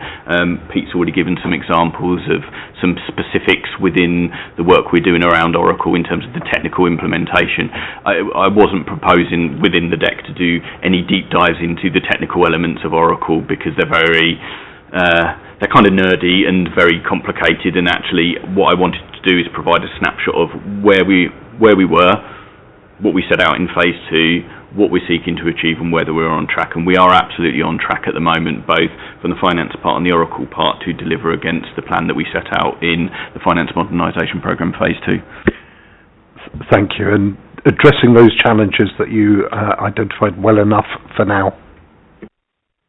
Yeah, absolutely. So, as Claire will be really pleased, we have a risk register, and we look at the mitigations around those within the Finance Modernisation Programme, which we present to both the leader and the chief exec on a regular basis.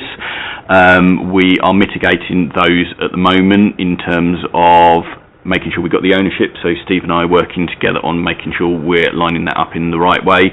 We've planned the learning and development framework, and we are actually putting in the dates this week for Phase 2 and Phase 3 of the learning and development parts for budget holders against those persona groups. We're working on the change management part of it around doing the comms and engagement effectively. So I presented to the senior management team at the last session. We are doing some more sessions with the senior managers moving forward, and I do a regular update with Steve to the corporate management team, so making sure we've got the governance around it right. I would say, you know, and it would be fair to say capacity is always an issue, and you know, Steve's team have got an awful lot on at the moment. I'm trying to, and you know, now that we've got I can't remember how Councillor Mills described it. We've got the dream team now, so just short of that. But you know, we've got you know, definitely some better expertise in the council now, but also the concurrent work that we're doing in finance. And you know, it would, you know, the last, you know, landing a budget, taking it through to full council, doing all the work that sits behind it, as well as Oracle, as well as the finance modernisation programme, is a significant undertaking, and I give my credit to the finance team for the work they're doing at the moment, because I've never seen anything like it, the amount of work they're doing in one shot. And actually, I think that is our biggest barrier at the moment, but also it's collectively how we support each other across the council to, you know, when Steve's doing a lot of work, I take some slack, and then we work together to make sure it's successful. But yes, you know, it'd be lovely if we were in a better financial position and we could pump prime it, you know, a lot more and put some more resource into finance, but we're not in that financial position, so we've got to take the pragmatic view. But again, still back to, we will still be delivering at month 2 budget reporting in Oracle, and that's always been our aim. Councillor Punja? I just wanted to go back to your, from your first slides regarding culture of change, that was in part of your framework that you were putting together, and EY talked in their audit report about reports, the kind of wanting to see the reports that are going to committee for scrutiny, and as people know, I talk about this in Health and Social Care Committee, especially around budgeting, and I appreciate the fact that there's going to be learning and education around training members on budgets, which I think is really, really imperative. But one of the things that I've always brought up is that kind of scrutiny reporting where we just don't get spreadsheets, but we actually get the narrative behind it. So we actually understand what those numbers mean and the modelling of those numbers, so that actually when we're asking questions, they're not just, oh, what does this number, what are you doing here, but questioning the rationale behind stuff, because that's what scrutiny is meant to do. So I want to know how far we are going to go in that education of members, but also in that culture of change of how we're reporting to committee, because that is one of the reasons, that's a governance issue, and it is probably one of the reasons why budgets get signed off, especially at scrutiny committees, without really having proper scrutiny or understanding by elected members. Yeah, I think we're kind of listening, and we are will be taking the learning and the expectations of committees and the kind of information that you want to see. It's important that we help you to do your job in terms of bringing that scrutiny. So certainly that is something that we will aspire to deliver on. And if Lloyd was here, we'd be talking about member training. So out the back of the elections, we've got the opportunity to reset the member development programme, which hasn't been a significant focus of this organisation for a period. So not just what goes into scrutiny committee is how we're supporting members from a learning and development perspective to understand and to use some of the tools we've got to help that evidence-based decision-making point of our organisation. So I certainly think that's under review at the moment, and welcome any feedback outside of this committee on how we might do more member development training. Thank you for the update. We will look forward to the next update in May. Thank you. We'll move on. Agenda item 7, so report noted. Agenda item 7, risk management and strategic risk register reports. Claire. Thank you. So yes, starting with the risk management report, in total at the 28th of January when the report was run, we had 225 risks on our risk register, of which 22 were red. 4 red risks have been closed, 7 downgraded to amber or green, and 3 have been added to the corporate risk register, 1 new and 2 were upgraded from amber. There was only 1 unscored risk at the time the report was run, and this risk had been added on the day the report was run, so I'm not too mean, that's kind of acceptable. And the risk score was later added after that report was run. And there were only 5 overdue for review, which was a significant decrease from 41 in November, and only 32 without actions, which again is a significant decrease from November from 107. I would say this is a significant improvement, and it's continuously been improving throughout the year. A lot of this is around the governance improvement, programme, a lot of greater focus at directorate levels. This is not me chasing people to get them to update their risk registers. It's now people coming to me, especially now we have business managers in place in the directorates, coming to me and saying, okay, how can I run a report? What can I take to my directorate meetings? How can I hold people accountable for this? What kind of stuff can I get? So yeah, definitely this is a sort of evidence of our governance process being stronger and working in practice. This is not me, I'd love to take credit, but it's not me chasing people individually to get them to update it. Also attached to the risk report is our strategic risk register. These are our big cross-cutting risks. This is a risk register held by CMT and linking into our performance dashboard, and this is going to be reviewed as well at the beginning of next year. Thank you for the summary. Any questions, committee colleagues? Councillor Puncher. My only question, Claire, is: are there any things that could be improved in terms of what is missing, and therefore how are you going to address the things that are, not covered? Because risk registers always have to evolve, and how do we kind of make sure that we are on top of maintaining that risk register for whatever needs to be improved, but it's just where the weaknesses are. Yes, so I would say that we're seeing a big improvement of people recording things on there. So when a big incident happens or there's a big concern, things are put onto the risk register very proactively, which is really positive. Love to see it. Is that consistently done across every single service, or are there some that are very proactive and some that are not? That is a question that I still have. I think there probably are still pockets. And a lot of that comes through the governance arrangement. So it's not for me to identify which service is not doing it. Obviously, every service reports into a director. They are kind of monitoring through their directorate governance meetings, saying, okay, what are we not seeing on here? What conversations am I having with my staff that I'm not seeing on a risk register? So that is something that we are continuously improving, and that is part of the GRIP and the governance kind of improvement plan around that, with strengthening those meetings and the challenge at directorate level and also at CMT level down to directors if there's discussion happening that isn't recorded. And then the other area is around the management of risk. So yes, there's actions on there, but actually are we closing things down fast enough? So one of the things I want to look at when we're evolving our KPIs is the length of times that risks are on there. We want to see things going on the risk register really quickly, get it on there, get it reported, get it escalated, but then we want actions against it. We want those actions to be done. We want that risk to go back down to a tolerable level and closed. So we don't want things hanging on the system for a long time. So we would be looking at, how fast were actions put against it, how fast are those actions being closed, how fast are those risks being closed.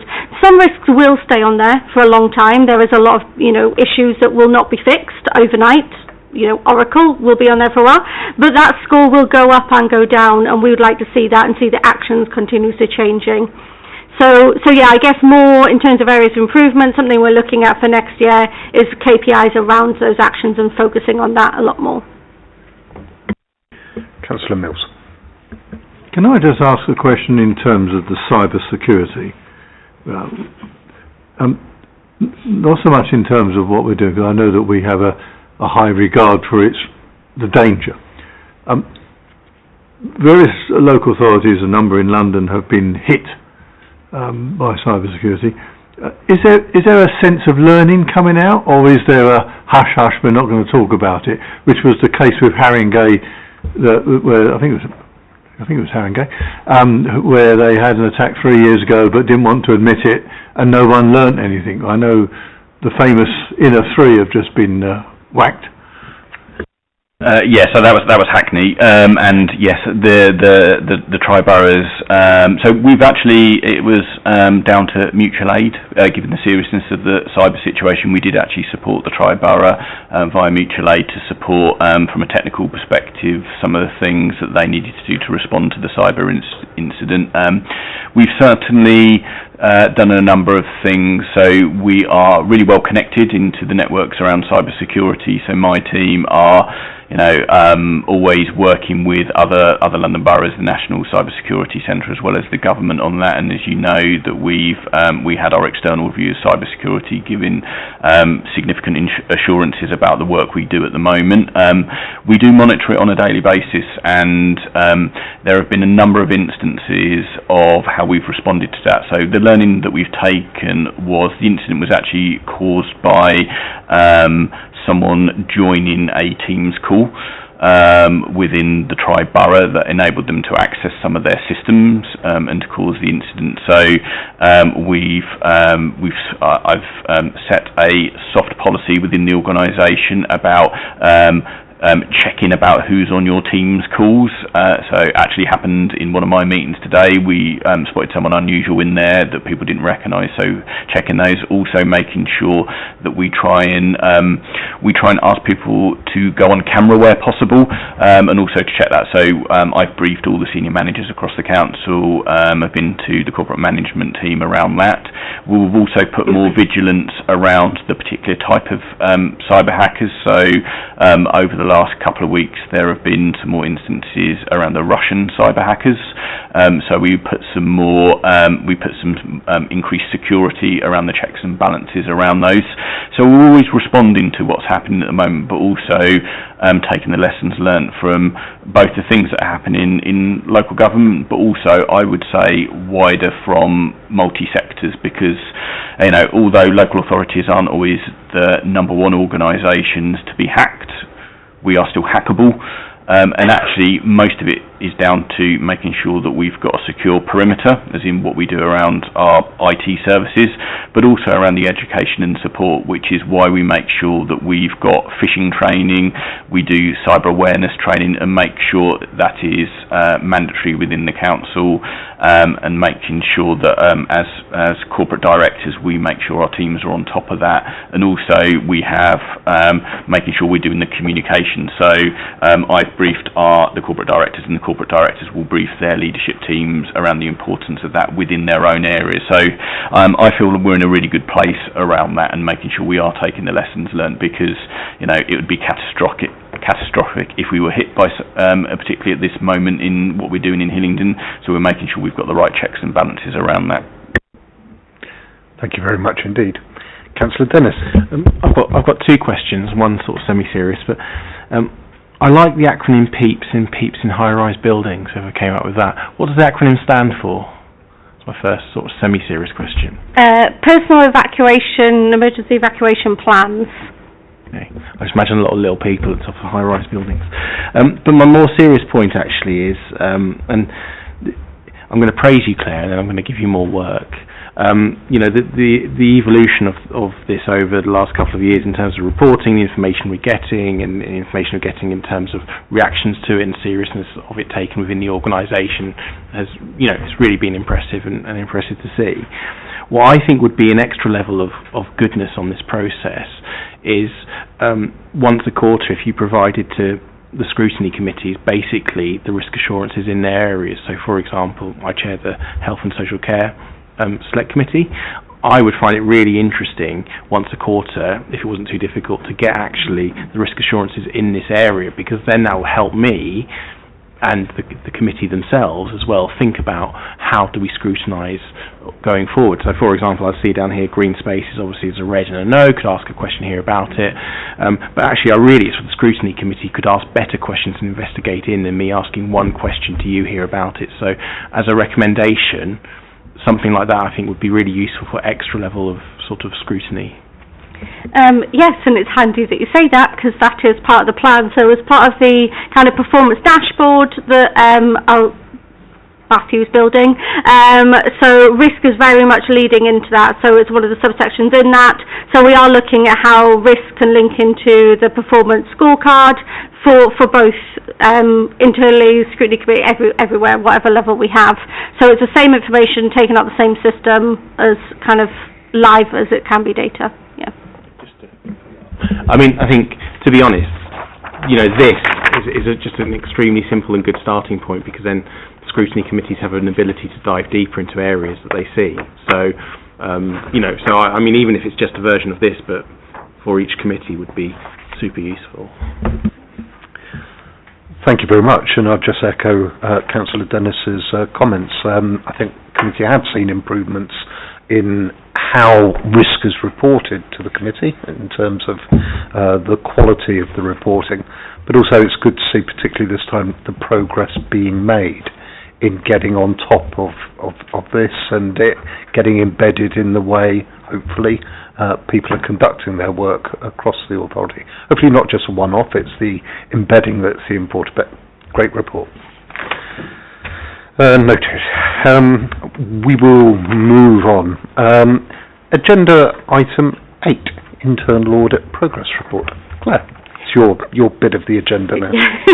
Yes, you got me for a while. So, yes, Internal Audit Progress Report. So, since the last Audit Committee, we have finalised 5 reports, and there's currently 4 out in draft. We have now started field work for all but one of the internal audit audits planned for this year. So we are finalising a lot of those reviews as well, so we're hoping to get draft reports out by the end of this month, ready to be finalised for the end of the year. So it's a big push for the year end, and obviously for the head of internal audit opinion that will be drafted post year end. In terms of the progress report, the only thing I was really going to pull out was the part limited, part reasonable assurance report in relation to the savings programme. I don't normally split sort of assurance ratings, pet hate of mine, but I did do it for this one report, and the reason is because of a lot of the things we talked about earlier in the agenda. This is very much looking at the savings development that was done in December 2024 as part of setting the saving programme for 25-26. That is the kind of like limited assurance side. There was a lot of things that were written off at the beginning of the year in terms of that savings programme. Again, that was earlier conversation that we've already had. The reason that I then split it to give reasonable assurance for the ongoing monitoring is all the work that we've done around monitoring our savings programme where things are happening. So we do now have a savings tracking app. We are getting regular updates on the savings programme. We are having further scrutiny and challenge of our savings programme where things are continuing to happen. Now, we haven't looked at the savings development for 26-27 because it was happening after we were doing the audit at the time of drafting the report, but I have included some wording in there from what we can see from, I am a senior manager within the organisation. I do kind of see things happening. We do address a lot of the findings that were raised in relation to the savings development as part of the 25-26 savings programme, or have already been addressed as part of the 26-27 development, and that is something we are going to audit as part of the internal audit plan for next year. That was the only thing I was really going to pull out of the report. Any questions? Councillor Bells. Thank you, Claire, for your report. There's a couple of points really, but first one, can you explain in more detail what the limited capacity in the HR team should be a reason for removing the review? So it wasn't just limited capacity, but if we are going to do an internal audit, we are looking at what evidence we can get out of a service. So it is around collaborating with them to some element. If we know that they don't have the capacity to engage with us, if there's a lot of things going on, or they have a lot of kind of vacancies or sickness or a lot of things happening, then internal audit's not going to add anything. It would just end up being a no assurance report because we can't get any evidence. So it's not worth kind of looking at that and kind of trying to get information if it's just not there. We do change, so sometimes we would look at, is there other ways we can get the same information? Is there a better time frame to do something? If there's a lot of project work going on, then we'd look at revisiting the area. So it's not completely taken out of the plan. We would just look at the timing of it because it wouldn't add anything doing it at the time that we were looking at. Okay, thank you. And also, in the management actions table, there seem to be some high and many medium items which are many years old. This seems to be a particular concern, as some such as send, data quality and overtime, expenses and mileage payments are aspects of the council which should be closely monitored. Can you explain why these have not been dealt with by management? So some of the very old kind of recommendations are we didn't do, so we paused our follow-up process before I joined. So when I joined back in 2023, whenever I joined, we kick-started our follow-up process again, and we did have a big backlog of things that we looked at getting assurance that they had been closed down. But a lot of those have already been cleared. If there is anything kind of overdue, we normally set a new date. So if we go and speak to somebody and they say, okay, this has been delayed for a particular reason, we would set a new date with them and say, is that reasonable, that delay?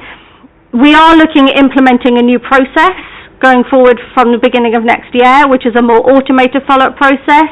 This means if anybody is going to extend a deadline, so they say it's going to be done by June, and then in June they say no, it hasn't been done yet, that new date is escalated through the corporate director responsible for that area and also through CMT, so we can really track where people are just extending deadlines.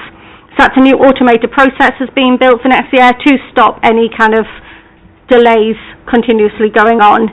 But this is reported through to CMT. They do challenge where people have extended deadlines more than once, and they, you know, would question if there's a particular reason.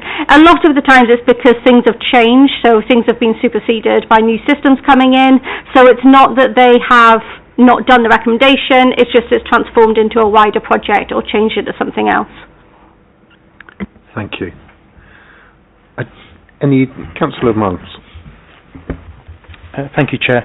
It's in a similar kind of, you may have answered part of this. So in Appendix D you've got the KPIs, and the first half of the table is all green. That's predominantly within the, I was going to say AI team, I shouldn't get that wrong, should I? IA team. They're well within your control. And then as obviously the control is in the wider organisation, you're looking at cultural change, it's a little bit harder to not necessarily ensure compliance, but there's a lot more factors, and so things are a little bit more movable, like reports coming back with actions, etc. I wonder if a KPI that could be added is similar to what you're talking about with your automation, where when someone goes past deadline and it is extended, that then they almost fall into a different category, where that you're effectively monitoring the two lines separately. Those that are within, you know, the compliance is behind on hitting within deadline, and there will always be factors around, is it a deadline that wasn't realistic, or like you said, external factors, but just monitoring for those that have overrun, how compliant are we? Just to give a sense of urgency but accountability on that level of something, because there's going to be a weighting in some of these, and my fear would be if something is continuously extending, or if something is over deadline, if that's a particularly high need within the organisation, or a high risk, or you know a crucial element of the organisation, it still needs that extra scrutiny, and that KPI may help. Yeah, absolutely. That's something that we're already looking at. So we're looking at all of our kind of KPIs and monitoring arrangements for next year. So we are looking at automating the follow-up process, and yes, that's one thing we're looking at for how we can get reports out the system.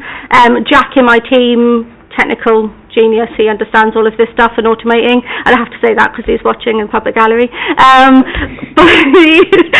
So he is, he's already looking at that. He's looking at all our KPIs around automating the follow-up process, but similarly looking at automating our KPIs around the internal audit process, so making sure that, you know, we can track some of those timescales for things within audits to make sure we can pick up on some of those KPIs and improve them. The committee would also have a role if there was stuff that was regularly reported as out and of, you know, amber or red status. We can potentially ask people to attend and explain. Thank you very much indeed, Councillor Chesshire. Thank you. One of my questions was going to be about the limited and reasonable assessments that have been put onto the audit progress report. What I am concerned about, though, is whilst you're saying that there has been improvements, and of course there's been all the spending controls and everything going on through the finance modernisation programme, what we're not doing is delivering those savings, and so therefore I don't see the reasonability, and I just kind of wanted to say, would that not be a risk by making it reasonable rather than keeping it to limited until we've got to a point where those we're banking more and more of those savings? So at the time of the audit, we'd banked more, or on track to deliver more savings than we'd previously ever done, which was obviously positive, but just the scale of our savings programme was significantly more than previous years. It was more, when we do audits, we look at the controls in place that prevent risks from happening. So we don't necessarily give assurance that something will be happening or not happening. We're saying what are the governance arrangements and the controls that monitor that process. So we would look at things like, you know, do we have plans for each of our savings programs, and that was part of the limited side. And then do we have trackers in place? Are those trackers going to monthly meetings? You know, is there appropriate scrutiny around that? Is there, where savings are not delivered, are we putting alternatives in place to make sure we're meeting that? Now, that was one of the other kind of finding areas, was around looking at alternatives around that. But in terms of the kind of monitoring, controls, governance, that is in place in terms of monitoring the savings that were still on the tracker, that hadn't been written off. There was just such a big drop in Q1, but from Q1 we have remained relatively stable at the time of the report. But yes, since then we have so. Thank you. And thank you to you and the team for the work. Keep up the good work, and good luck in getting the final piece of work over the line before year end. Agenda item 9, it's you in the hot seat again, Claire. The charter and the plan. Thank you. So yes, there's 3 kind of parts to this. The first is the Internal Audit Charter. This sets out the purpose, the authority and the responsibilities of the Internal Audit Service, and it is a requirement under the Global Internal Audit Standards. It is a standard document. It is basically exactly the same as it was last year when it was updated in line with the Global Internal Audit Standards. It just sets out the mandate for internal audit and what we are responsible for. So that relatively fixed. The second is the draft internal audit plan for 26-27. As always, we set a kind of annual plan, but it is very flexible, and I would be incredibly disappointed if we got to the end of the year having delivered all of it, because I would like things to change as new risks happen, as there's other sources of assurance. I would like to see things going onto the plan and taken off the plan. So it is very flexible, it is very risk-based. We are always looking at what new risks are being added to the register, or we are getting engagement from services saying, please can you support us with a project that they're doing or some work risks that they're seeing. As part of that plan, we have different kind of reviews. So we have planned assurance reviews in there. So they are where we're looking at what risks, potential risk areas, and what controls are in place to mitigate against those risks. We also have planned assurance advisory work, so looking at how we can provide value and support services by providing advice throughout the process of making any changes. We also have ad hoc advisory, so we've done quite a lot of ad hoc advisory work this year, so providing kind of ad hoc support, in getting involved in projects, sitting in project groups as an advisory capacity. We also do work looking at grant claims, so providing independent verification for grant claims, and we also do our follow-up process. And like I say, Jack and my team is building the automated process for that for next year, which will hopefully reduce the admin burden on the internal audit team, and also link into Power BI dashboards and reporting, and also the wider governance, so it will give more access to corporate directors and CMT to monitor those internal audit recommendations. Within the plan, I'm not going to go through in detail kind of every single review that we've got in there, just pulling out some of the ones that you might be particularly interested in. So we've got project management, so not just looking at savings projects, but looking at, do we have plans in place, do we have effective oversight of those projects, are they delivering the benefits that we are expecting to see? We've got a follow-up on Directorate Governance, so all the work that we're doing around the GRIP, we're looking at doing a review around, actually, are these new changes embedded in practice? Are we seeing them actually being followed through within the Directorates? Are they following the standard things we'd expect to see? We've got business and financial planning follow-up as well, so looking at, have we set business plans within our directorates, within our service, and midway through the year, are we delivering on those? So when you were talking about the Finance Modernisation Programme, if we've set clear outcomes at the beginning of the year that we expect to deliver, looking at, have we been tracking against those, are we reporting against those, or if we reporting against something completely different. We're looking at the spend control panel, so a lot of new spend controls are being put in place. We're currently looking at a sort of high-level review around the implementation of those, but next year I'll be looking at, are they operating effectively in practice? So what spend is going through them? Has it led to a decrease in spend? Are people using them effectively? And especially where things are going outside of spend control, so through more statutory services, we do not want to delay things. So if services are statutory, then we don't want to delay them. But we also want to make sure that we have the appropriate governance around that. We have budget and savings monitoring, again, in the plan next year. So looking at midway through the year, where are we against the budget? Are budget holders now taking more ownership for their budgets? Do they understand their figures? How are they forecasting? How confident are they with those forecasts? And also similarly with their savings programme. And then finally we have an audit looking at company governance. So looking at Hillingdon First and the Hillingdon Care Company, looking at the governance arrangements around those companies to ensure that they are maximising the benefits and we are getting what we intended to from those and working collaboratively with them, but maintaining that governance structure. So that is the internal audit plan. I am going to pause there before I move on to the final paper around the internal audit standards. Thank you very much. Any questions about the charter, which I think is, as you say, the same as previous year, but also any thoughts or comments on the plan? Councillor Pudger. I just had one, and it was just a recommendation, really, because there's it makes sense to delete this in terms of paragraph 8, appendix D in the audit committee terms of reference. But I just wondered if it would be sensible to have a formal process for the audit committee to encourage particular work.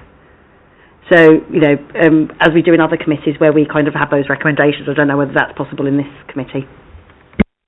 So, sorry, is that on the next paper around the terms of reference of the audit committee? Yes. Yes, so we'll discuss that in a minute, but yeah, any comments on that, I'm happy to update that. Yes, we'll talk about that in a second. Okay.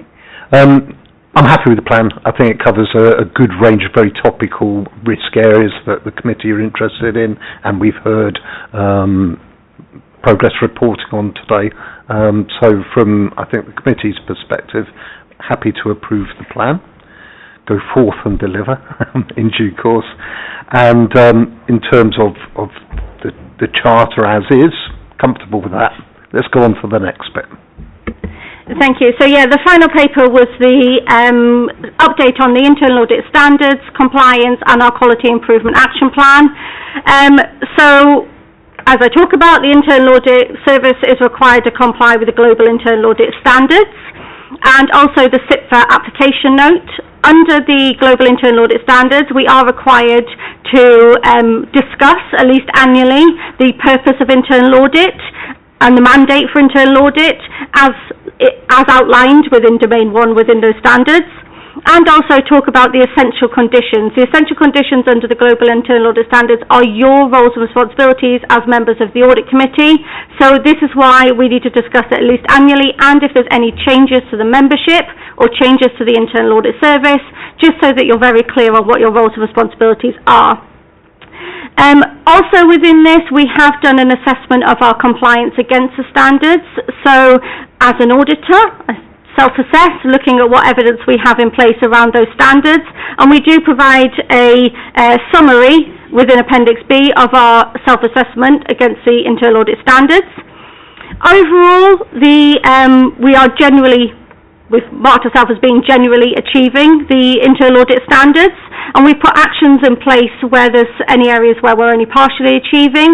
A lot of that is around the evidence available to support a higher rating.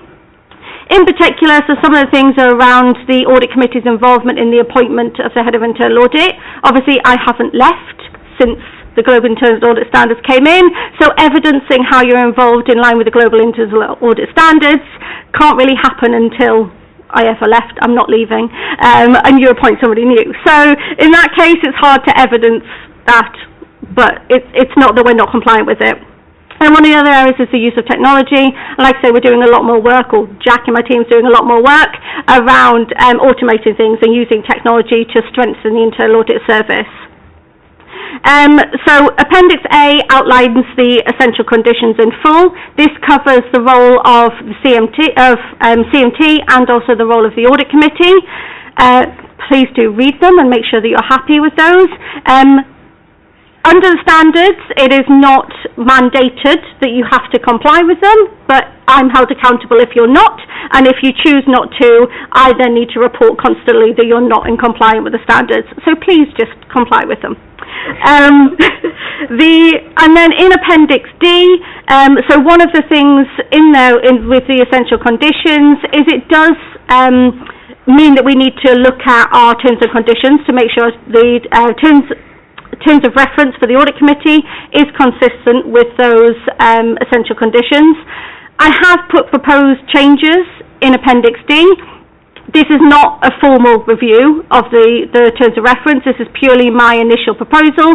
If you are interested in us looking at that, then that's something we can start and looking at updating the wording, making sure it fits in with the wider constitution and the rest of the terms of reference for the audit committee. So this is just a high-level proposal of some wording. Yes, any questions? Yes, please, from my perspective. Please commence that thinking. Councillor Bells. Thank you very much, Claire. Very thorough, very good as usual. Just a question on your staffing levels, really. So it's correct that there's just 5 currently, increasing to 6 next year, and members of staff in internal audits compared to with the 7 in the staffing structure. If so, how is the reduced staffing affecting the quantity and the quality of the work which can be undertaken? So, yes, we are a very small team. We benchmark, so part of the self-assessment, we looked at benchmarking data, and we are incredibly good value for money, because we are a small team and a junior team as well. So we looked at getting a lot of career progression pathways, looking at staff retention, looking at training up our own. So we are quite a junior team. But actually we deliver more audits, or quite a high number of audits, compared to other London local authorities. So in the benchmarking data, we had the highest number of risk-based audits. We had a very significantly high number of audit days and work that was delivered against other organisations, given the size of the team. So I wouldn't say it necessarily impacts on us. This year has been hard. We are a small team. We have 1 vacancy that was unplanned. We did plan for the maternity leave. That was in our capacity plan. So we knew we were going to deliver slightly less work.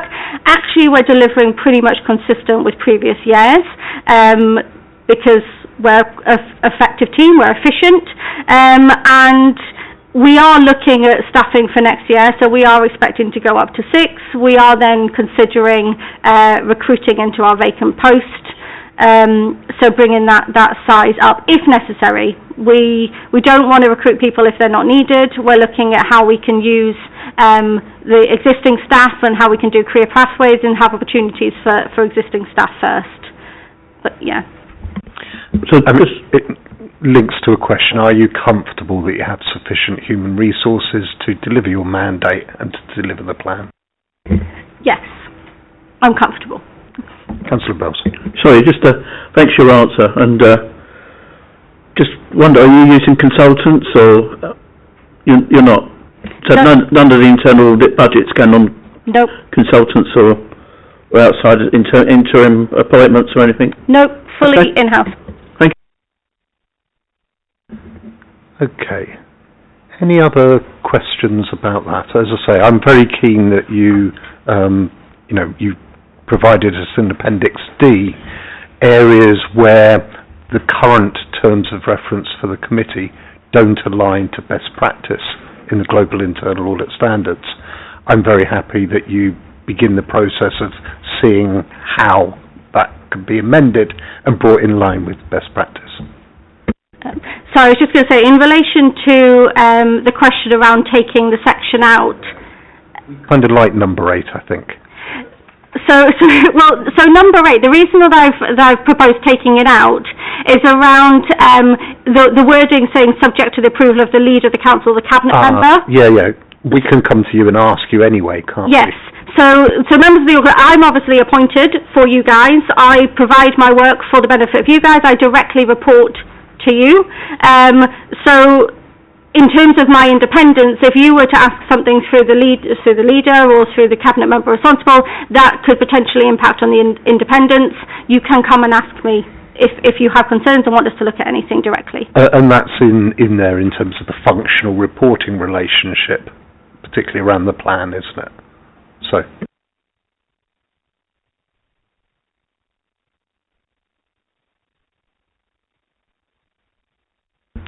Sorry, forgive me. Mike error. So we've done the plan approval, we've noted the audit charter, and we'll note those essential conditions, and if you could explore any amendments as necessary.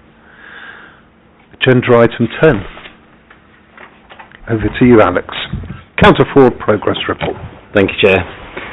So the Counter Fraud Progress Report starts on page 469 of your packs. I'll just give you the highlights. So the team have achieved £3.5 million in Q3, bringing the year-to-date to 10.1 million against a target of 8.8. Sort of breakdown of that for Q3 is in housing. We've recovered another 29 properties due to tenancy fraud, bringing the year-to-date to 84. Through our proactive visiting and emergency accommodation, we've identified another 10 cases of non-occupation, leading to accommodation closures and cost avoidance savings of 268,000, which brings year-to-date totals to 26. As part of our revenues maximisation project, we've identified 15 businesses that aren't listed for rates that should be, and they've now received billings totalling £733,000. The team have also been shortlisted for the Public Sector Fraud Awards in 2 categories, Local Excellence and Team of the Year, which is based on our outcomes and activity from 24-25, and the award ceremony is in 2 weeks. So I will keep the committee updated. Looking forward into Q4, one of the key priorities is our NFI data matching, where they have now released the adult social care data matching. It's back in the NFI for the first time in 10 years due to legislation change allowing us to match for the purposes of fraud. So I'll keep the committee posted on that. We need to sustain, obviously, the levels of property recovery, particularly when we've got 130 plus investigations ongoing as we speak. And lastly, we will have our new Power BI dashboard, which will be completed late Q4, early Q1. So the plan will be in Q1, most likely Q2, is to get rid of the current long narrative reports and come here with data-led information for you all. That's all I was going to say on the progress report, and happy to take any questions. Thank you very much. I guess we're all supposed to collectively go woohoo when you said that. Okay, and apologies, Claire, I should have thanked you for the presentation of the previous reports to you and the team. Questions or comments for Alex? Look, Councillor Punja. Congratulations, Alex, on the award nominations. I hope you are very successful, and thank you for the report and the work that you're doing. As always, you come in with kind of good information. I've got 2 questions. My first question is, and this is for me to have an understanding behind the numbers, as I like to do, that cashable savings are basically, 858,849. Notional savings are in excess of 7.9 million. Now, I'm just going to say that takes the total to 10.1 million. The definition of notional means based on suggestion, estimate or theory not existing in reality. How have these notional figures been derived? It's a very good question. So most of it, there's 2 elements into the notional. So the first of all is business rates retention model. So I'm being very transparent to the committee. I'm not saying that it's actual cashable coming in, because we only keep 30% as an organisation. So the other 70% goes into notional, because obviously that goes back into the government. The second one is a little bit more complicated. So it's to do with tenancy fraud. I could report it differently. So I could report it as a loss prevention or cost avoidance saving, because every property we get back, we don't have to pay out for bed and breakfast accommodation. That is roughly, in cost avoidance, £27,000 for every property, as a ballpark. The reason I don't is there is a national tenancy fraud formula, which is notional, and that is why it's reported in that way. But we could report it, if you would like, in both ways. So I could show what the cost avoidance is to do with tenancy fraud, as well as the notional. So they're the main things that are in there. The same if there's anything to do with housing benefit. Obviously, that is government funded; it's not ours. So I put it into the notional savings. Thank you, that's really helpful. And as I would like narrative to understand those so that I can scrutinise, I think that would be helpful, because I wouldn't have known where your notional came from, hence my question. My second question, if I may, please. So in the introduction, the role of Counter Fraud Team 1.1, it says that the role of the CFT underpins the Council's commitment to a zero-tolerance approach to fraud, bribery, corruption and other irregularities, including money laundering activities. I do not see anything on this that assesses council asset leasing and letting. Is there a reason? In terms of leasing and letting, they would fall into any of those categories. So, for instance, corporate leasing, there is due diligence we have to do in terms of the service around money laundering. If there was any sort of bribery, corruption or fraud internally that was to do with any of those things, they again would fall into those categories. Thank you. Any other questions, colleagues? I think there's a general satisfaction again with the quality of the reporting, the work and the results that the team have achieved, performance against KPIs, looking at a healthy shade of green as usual as well. And it would be really good to wish you all good luck with those awards again. And it would be a piece of good news from the 24-25 year if you're successful in those. Look, thank you very much indeed. And we'll stick with you though, Alex, as you know, it's the Counter Fraud Operational Work Plan for next year, I think. Thanks, Chair. So the annual plan starts on page 483. I'm not going to go through all the narrative because the narrative is essentially just highlights the strategic and operation framework and how we operate as a team. It doesn't change from year to year at the moment because it's, it's underpinned by our strategy. I think Appendix A is the risk assessment of fraud risks. I think the key word here is could impact the council moving forward. I'm not saying that it is. This is where I've done a bit of looking at what we've achieved over the last year and where the activity is, what the risk register is telling us, and a little bit of horizon scanning for myself about what the future could hold. The risks aren't unique to Hillingdon, and they are public sector wide in terms of what we could face in terms of fraud. Appendix B is the work plan itself. It is completely risk-based, so it's about deploying resources effectively. And that's mainly in the high-risk areas in terms of demand-led services, so it's social care, housing and revenues. The activity in the plan is both proactive and reactive, which gives the team sort of like the right balance and focus to achieve the financial target for 26-27, which has been set at £9.4 million. The other thing in the back of the report, which might help Councillor Punja, is I've actually set the methodology. So all the way I calculate every single save, and it's completely transparent to you. You can see how we calculate it and how I derive at that figure. And I'm happy to take any questions. Thank you. And indeed, are there any questions? No questions. Happy with the plan. So thank you very much. Indeed, no suggested amendments from us. It's more of the same. Thank you, and good luck to you and the team. Look.